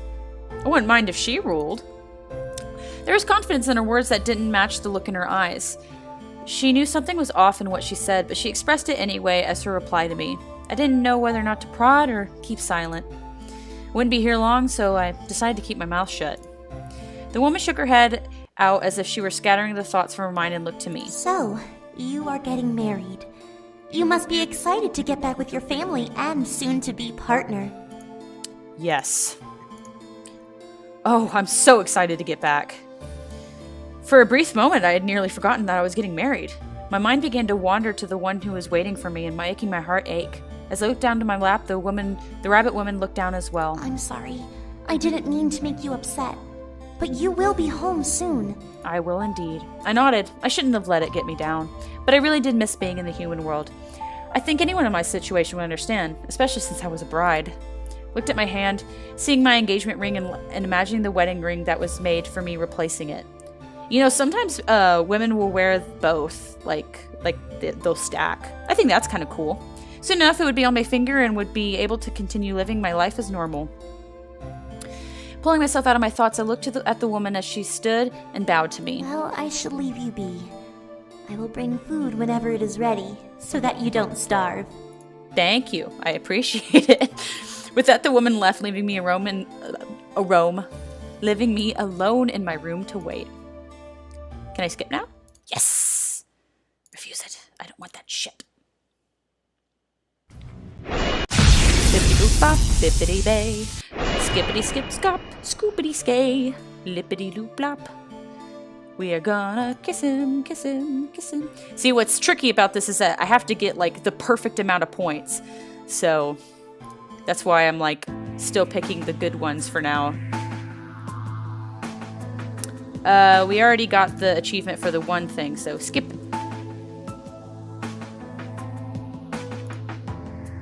Diana nodded to me, a look of sincerity in her eyes as she locked gaze with mine. I knew she was trying to protect us, but was it necessary? Unless you can fight, I can't guarantee that you will survive this war. Fair enough, but... Let me and my brothers train then. We're demons, for fuck's sake. We know how to fight. Yeah. Exactly. boy stared. Oh, right, I can skip now.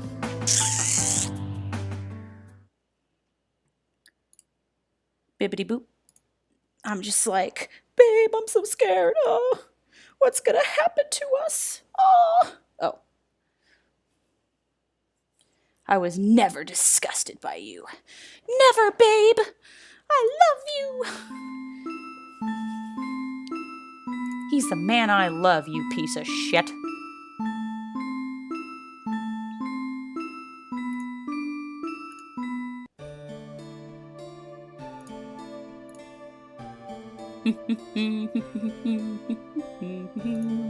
Stop it.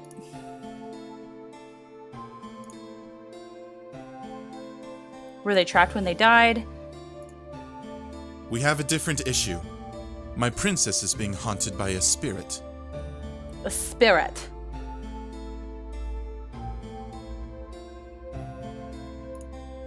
Whoop. At least this is, so far, just all going to plan.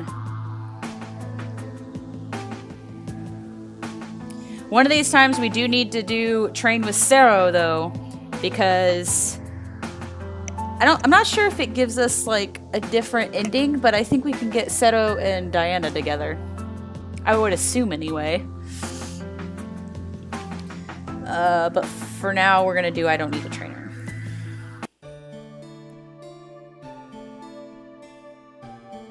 Yep.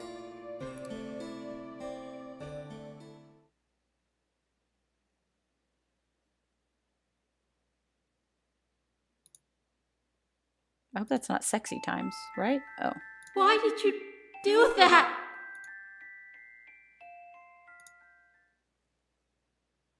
I felt heartless for not saying anything. I couldn't say that I wasn't going to, but we had to get the spirit out of my body somehow. Okay. This background with...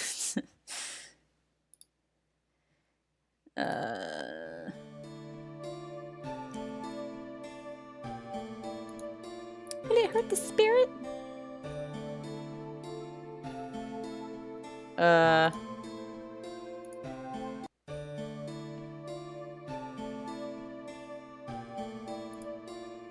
This is different. As I prepared to head inside, knowing that I had to find cover before it became totally dark, a rustle in the taro bushes near the castle walls caught my attention. What the? Slowly inched my way forward and moved the brush aside, watching as two figures darted off into the forest. Determined and curious to find out who they were, I began to pursue them. Oh, this is gonna be, Sam and his wife, but I don't remember her name. Sneaking through the trees was no easy task, but I managed to keep my distance and keep the shadowy figures in my sights before seeing them stop by a collection of trees, with one leaning up against one of the tree trunks and the other curled over their legs, gasping for air. Hey! Slow down, you big dork. Oh, Carrie, I forgot. Oh, I know that voice.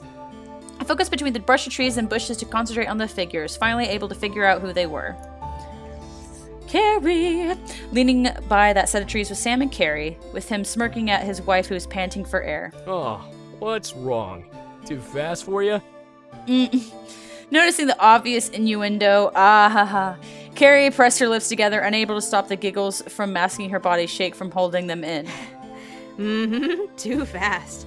Seems to be a problem of yours. Oh shit. Oh, come on. Do you want me to carry you all the time? It's not even hard. That's what she said. Okay, I like Carrie. That's not... I did it! Okay, don't get mad. Couldn't help but silently laugh at the two of them. Sam and Carrie were perfect for each other. No, me and Sam are perfect for each other. Okay, they were both feisty, and despite having their differences, they were madly in love, showing it with every laugh and kiss they shared. I was both extremely happy that Sam and Carrie had hit it off so well, remembering how hilariously they had met and how their journey to eventual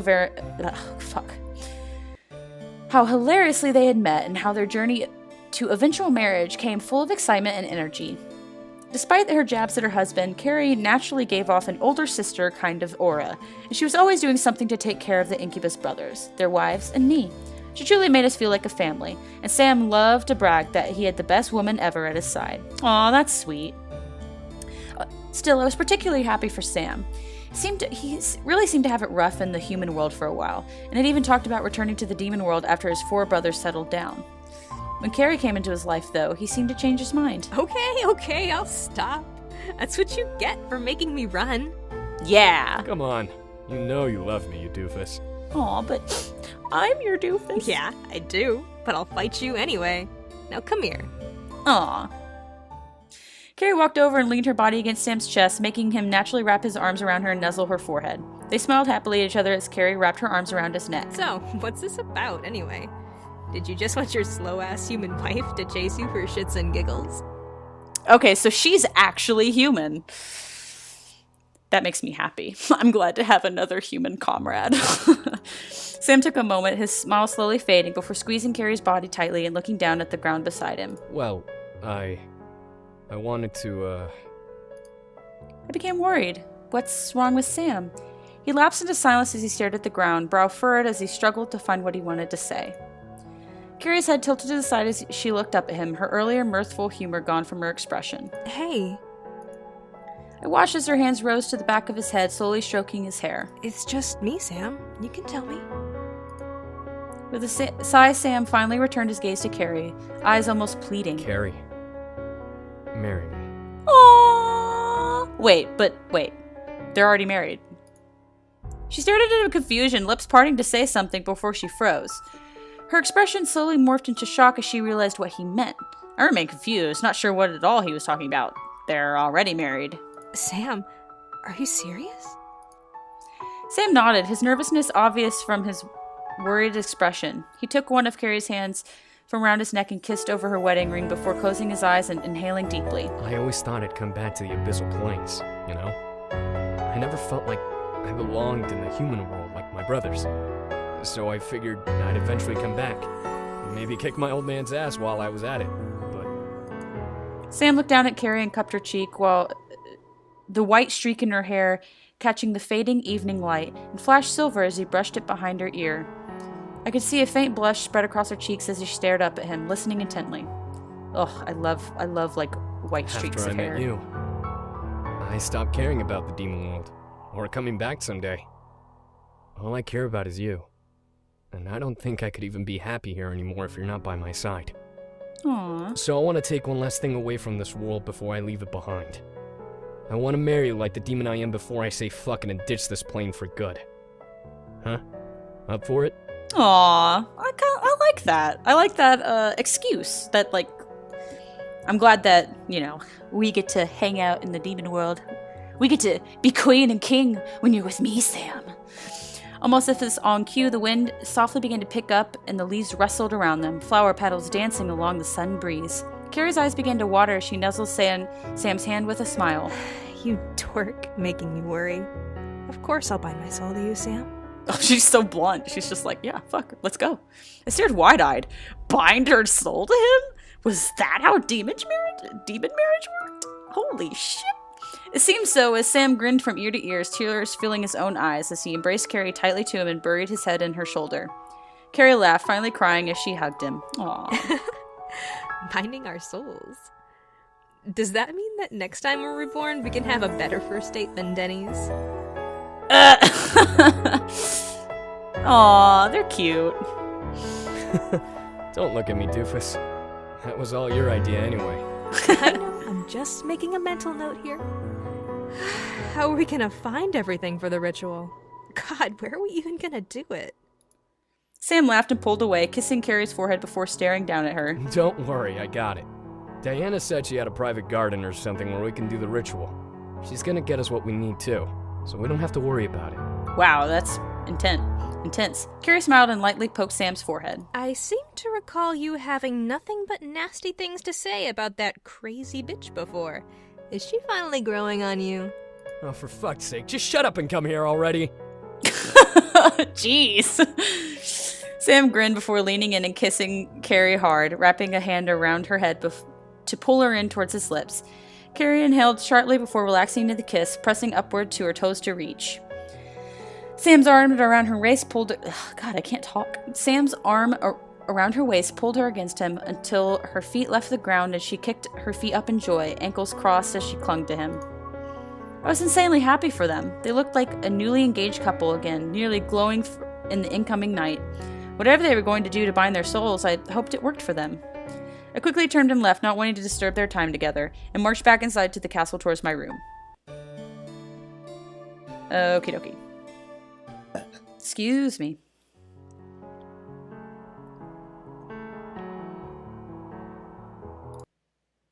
Beep.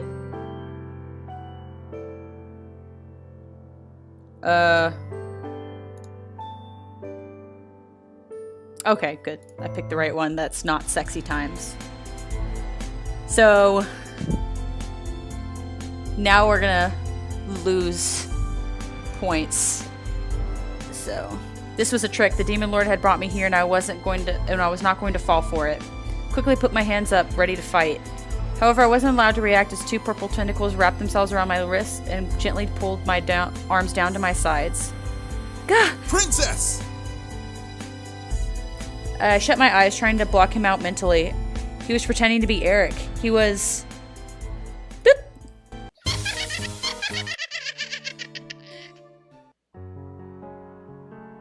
Okay, we've gotten all those now. But you'll get hurt.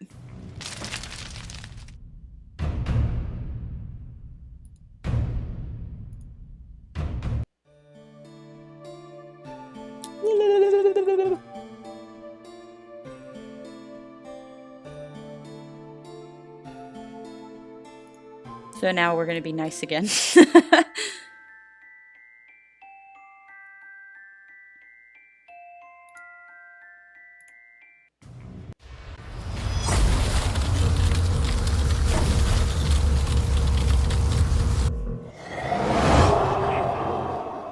boop, boop, boop, boop, boop, boop. Obviously, we're gonna sleep.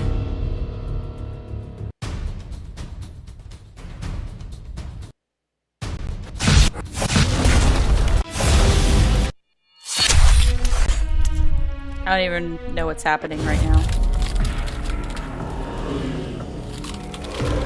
I feel like I should probably save.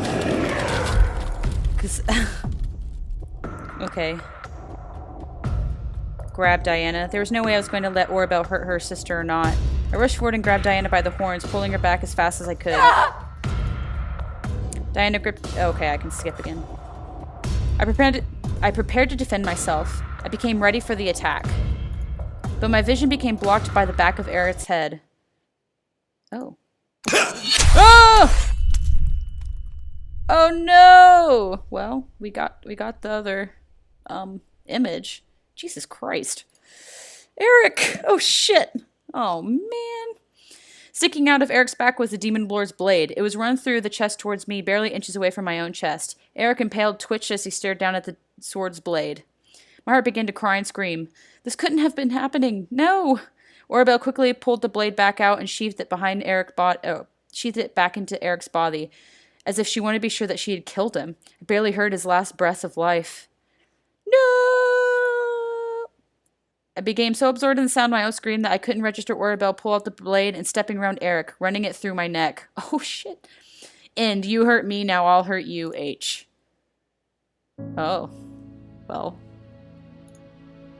That was that. So, we're gonna check general real quick. Oh, we got them all! It all makes sense now.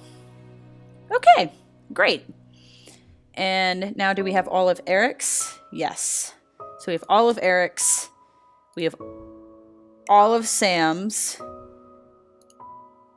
We're missing Matthew, so we could do that next. And then,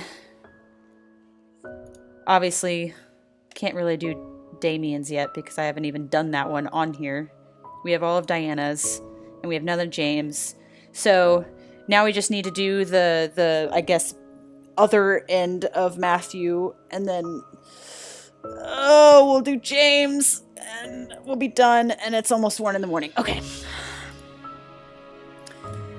Matthew. So, checking again to make sure I do it right.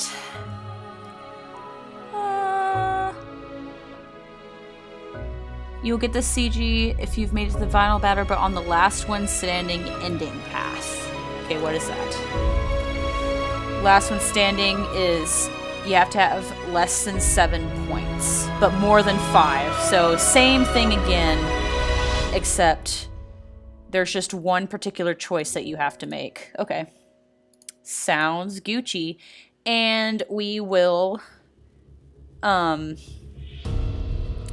do so as the subplot goes, we're missing Sergeant's, like, you know, him taking power route. We're missing, we haven't trained with Zero, and we haven't trained with the Rabbit. So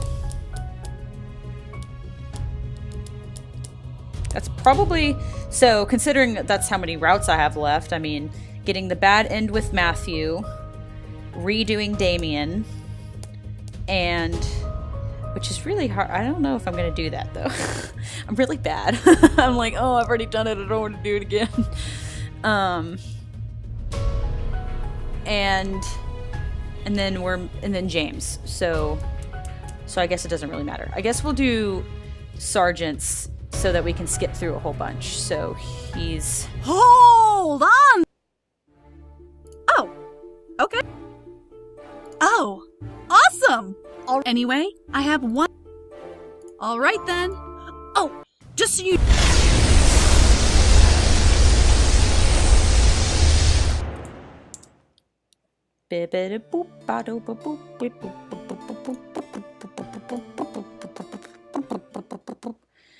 I wish we could tease him, but we can't. Skippy skip. Oh no, terrible dreams! Oh god, everything hurts! I think the bathroom is where we needed to go. Get it off. This couldn't be happening. This couldn't be happening.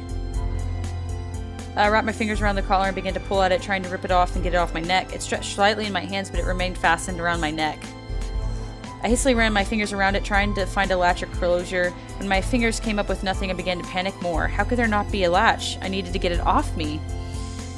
I pulled at it again, practically choking myself in efforts to remove it. The collar once again stretched in the direction of my pulling hands, but would not rip open. Get off! I nearly screamed, clawing at the collar and yanking it in different directions. Why was it on my neck? Why wouldn't it come off? I'm not into this kink. Oop. I have a go to bed. Oh, that's funny. I have my alarm set for the wrong day. Good to know.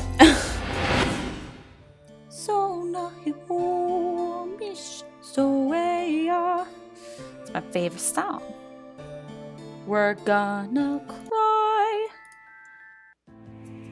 Boom boom bum bum bum bum bum bum bum bum. I wanna be the very best that no one ever was. Test them as my real test. Blah blah blah blah blah. Blah blah blah blah blah blah blah blah blah blah blah blah blah. I know, very entertaining while we skip through all this. Matthew! We're gonna kiss him. Bum, bum, bum, bum, bum. I say the trap. Skippity.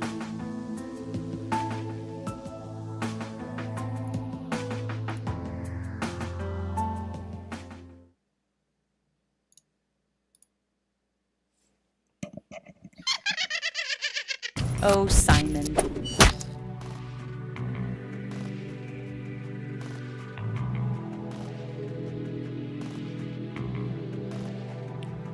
I promise I won't run. I had to plead with him. If I was so important to him, then he cared enough about me to listen. Matthew, however, chuckled. Promises don't mean anything here. The last promise made to me was that Pigfawn's word that he wouldn't hurt you. And well, you saw how that turned out. Pigfawn? But Matthew, I... Do not call me that! His voice rang in my ears, violently pounding against my eardrums and causing me to wince violently. Cut my hands over my ears, shutting my eyes from the pain before feeling Matthew draw back, sliding his hand at the end of my chain. I'm not in the mood to take your energy now. I'll come back another time. With a flash of blue energy, the chain in his hand vanished and reappeared above me, giving me enough slack to let me lie down, but only if I was directly underneath it. I grimaced and pulled at the chain, wanting to be free from it, but only heard the chuckle of Matthew's cruel sadism as he turned and began to walk away. Well, that sucks. Sucks to suck. Please.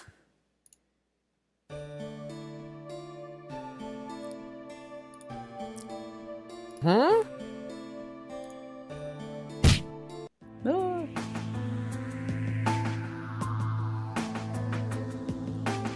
So we're doing Sergeant.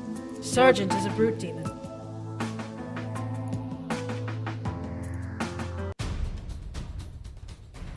God, I don't remember the right choices for Sergeant.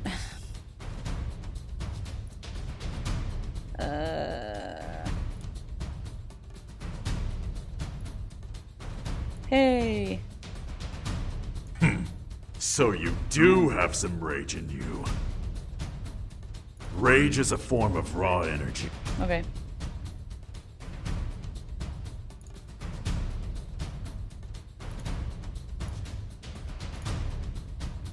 Oh, shit.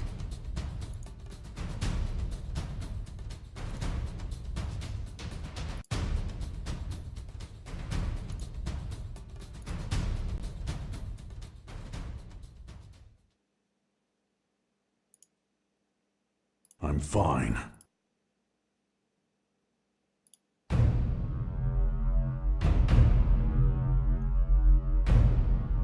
Just to be safe.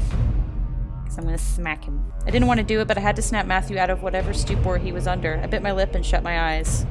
Sorry, Matthew. With a breath, I raised my hand and smacked him across the face, causing him to gasp, the pale blue in his eyes to fade back to normal. Hey! Ow! Aw. Now I feel really bad. Ugh. Matthew, are you alright? You were spacing out like no tomorrow. Oh, don't say that. That makes it sound like you had really no excuse to slap him. Remembering the dull tint in his eyes almost creeped me out. The way his voice came out of his mouth only added to the creep factor of the situation. Wasn't sure what got hold of him, but I broke him out of it at least. Matthew rubbed his cheek and stared at me like I'd suddenly grown 3 heads. Why? I furrowed my eyebrows as he replied. Yeah, I'm fine. I was just looking at the fire. It's pretty warm. Okay. Bippity bop. Please. Oh, I hope I didn't just fuck it up. I guess we'll find out. Ah!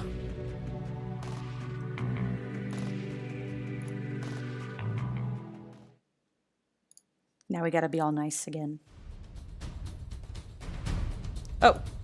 Oh. Oh no!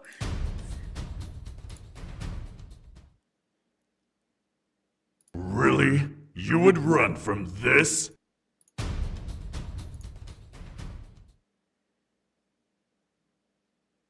Really? Get back inside. We're really?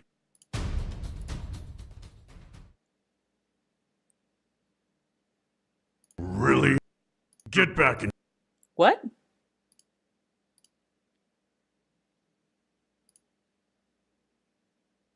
What? Did I fuck up? I'm gonna rip you apart! What?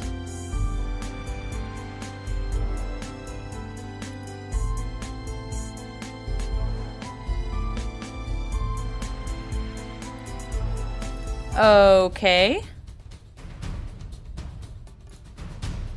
Weak, but still workable.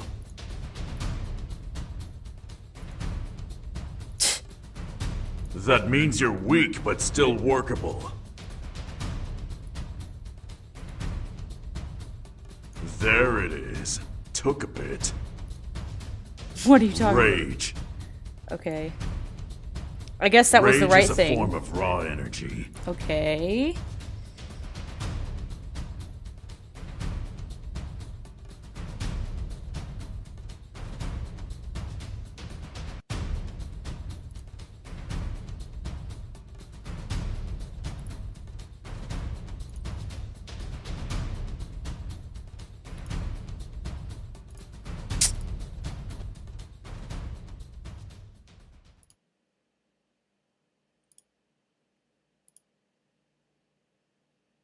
I have no idea what... Whatever.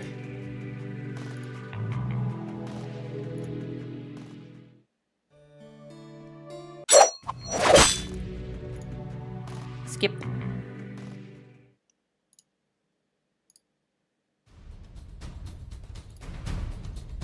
I instantly jumped up, forcing energy beneath my feet to push me higher into the air. As it did, the crack in the earth ripped through the spot I was standing on previously. I quickly landed beside the broken earth, glaring hard at the stranger and labeling him as an enemy in my mind. Attack if you dare, human! Oh, I think I fixed it. Okay, there we go. Made sense. His chest was built like a fortress. Yeah.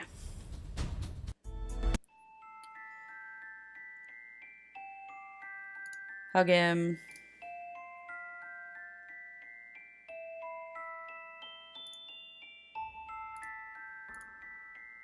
I love you too. Okay, I think the other one was sexy times, so okay.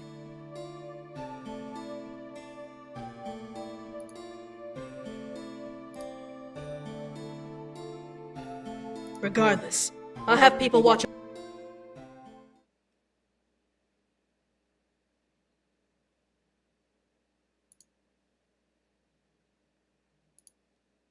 If you're not sure, then don't bother.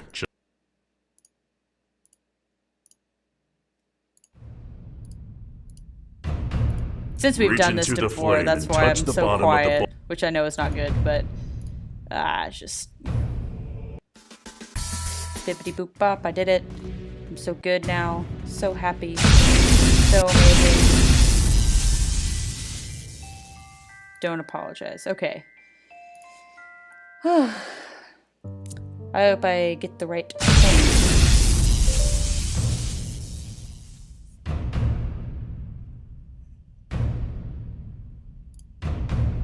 Whoa!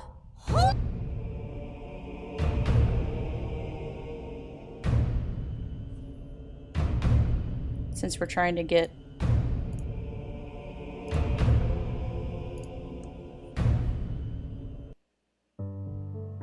Obviously we're sleeping. Sucks that we have to, like, trudge through this.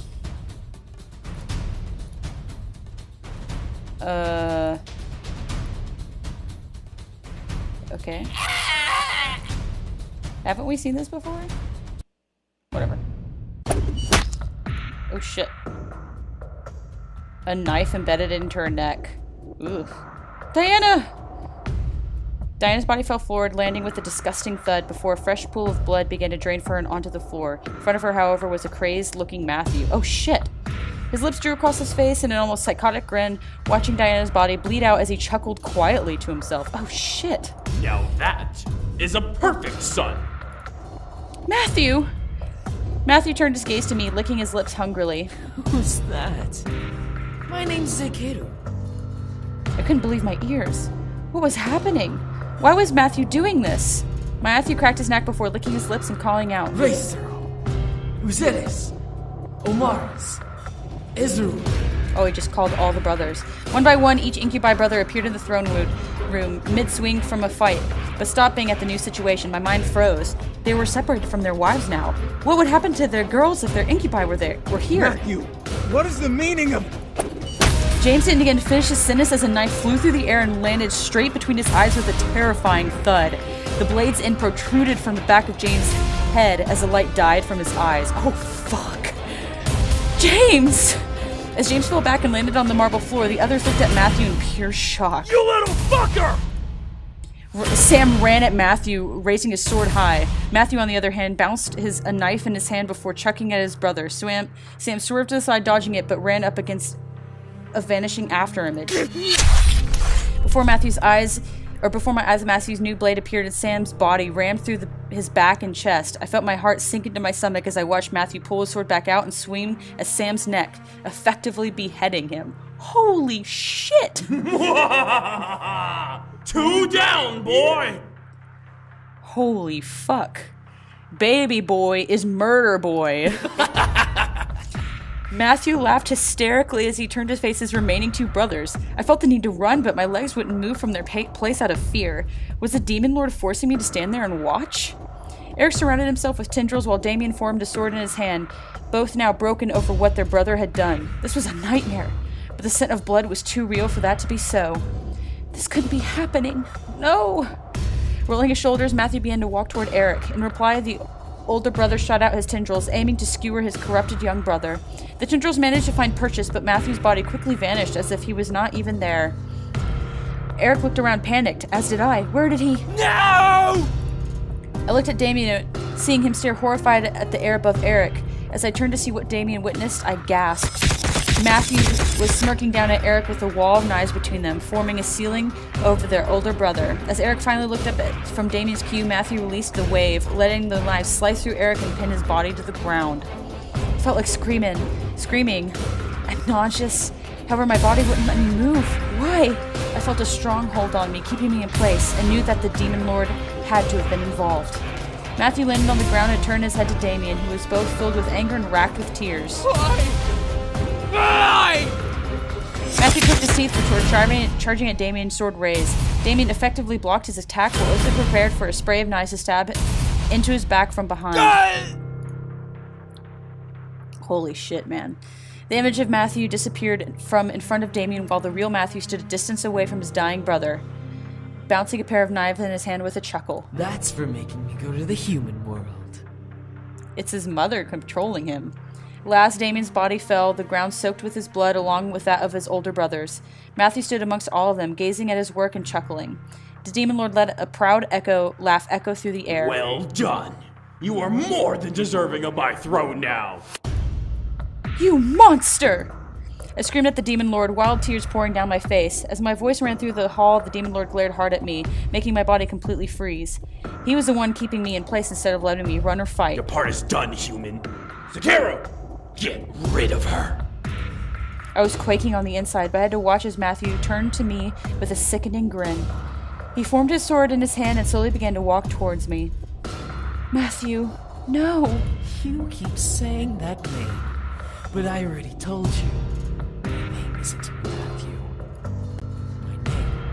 My name is Zakeru, and I am the true Demon King. Well, I'm not gonna lie, his grin is sexy, but I'm fucking dead. I'm gonna die. And last one standing are... Well... It's amazing what one bad decision can make. Because literally that was just the result of smacking him. That was it. Because I did everything else right. Okay.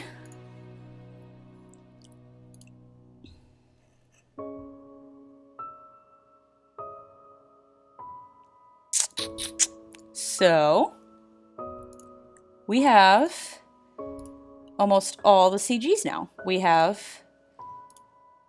We're just missing one from Damien, all of James, obviously. We got Eric, Sam, and Matthew. Making sure one last time? Okay.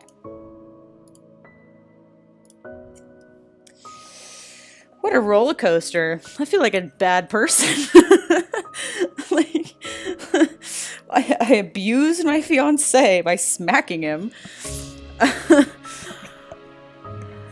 I got me and Sam killed.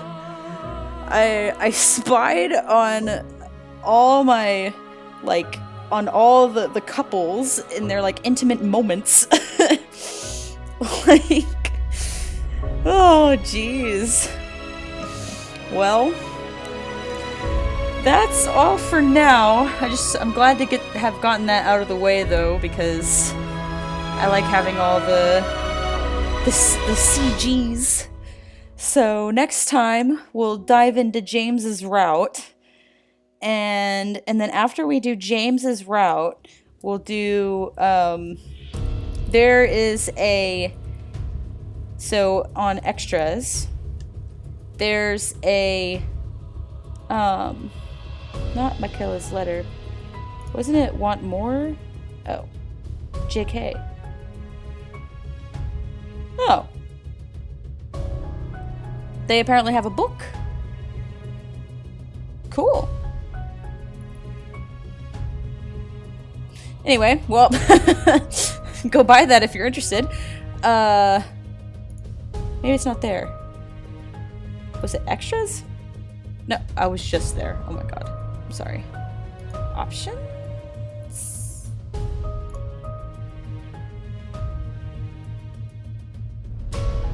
Oh, bonus.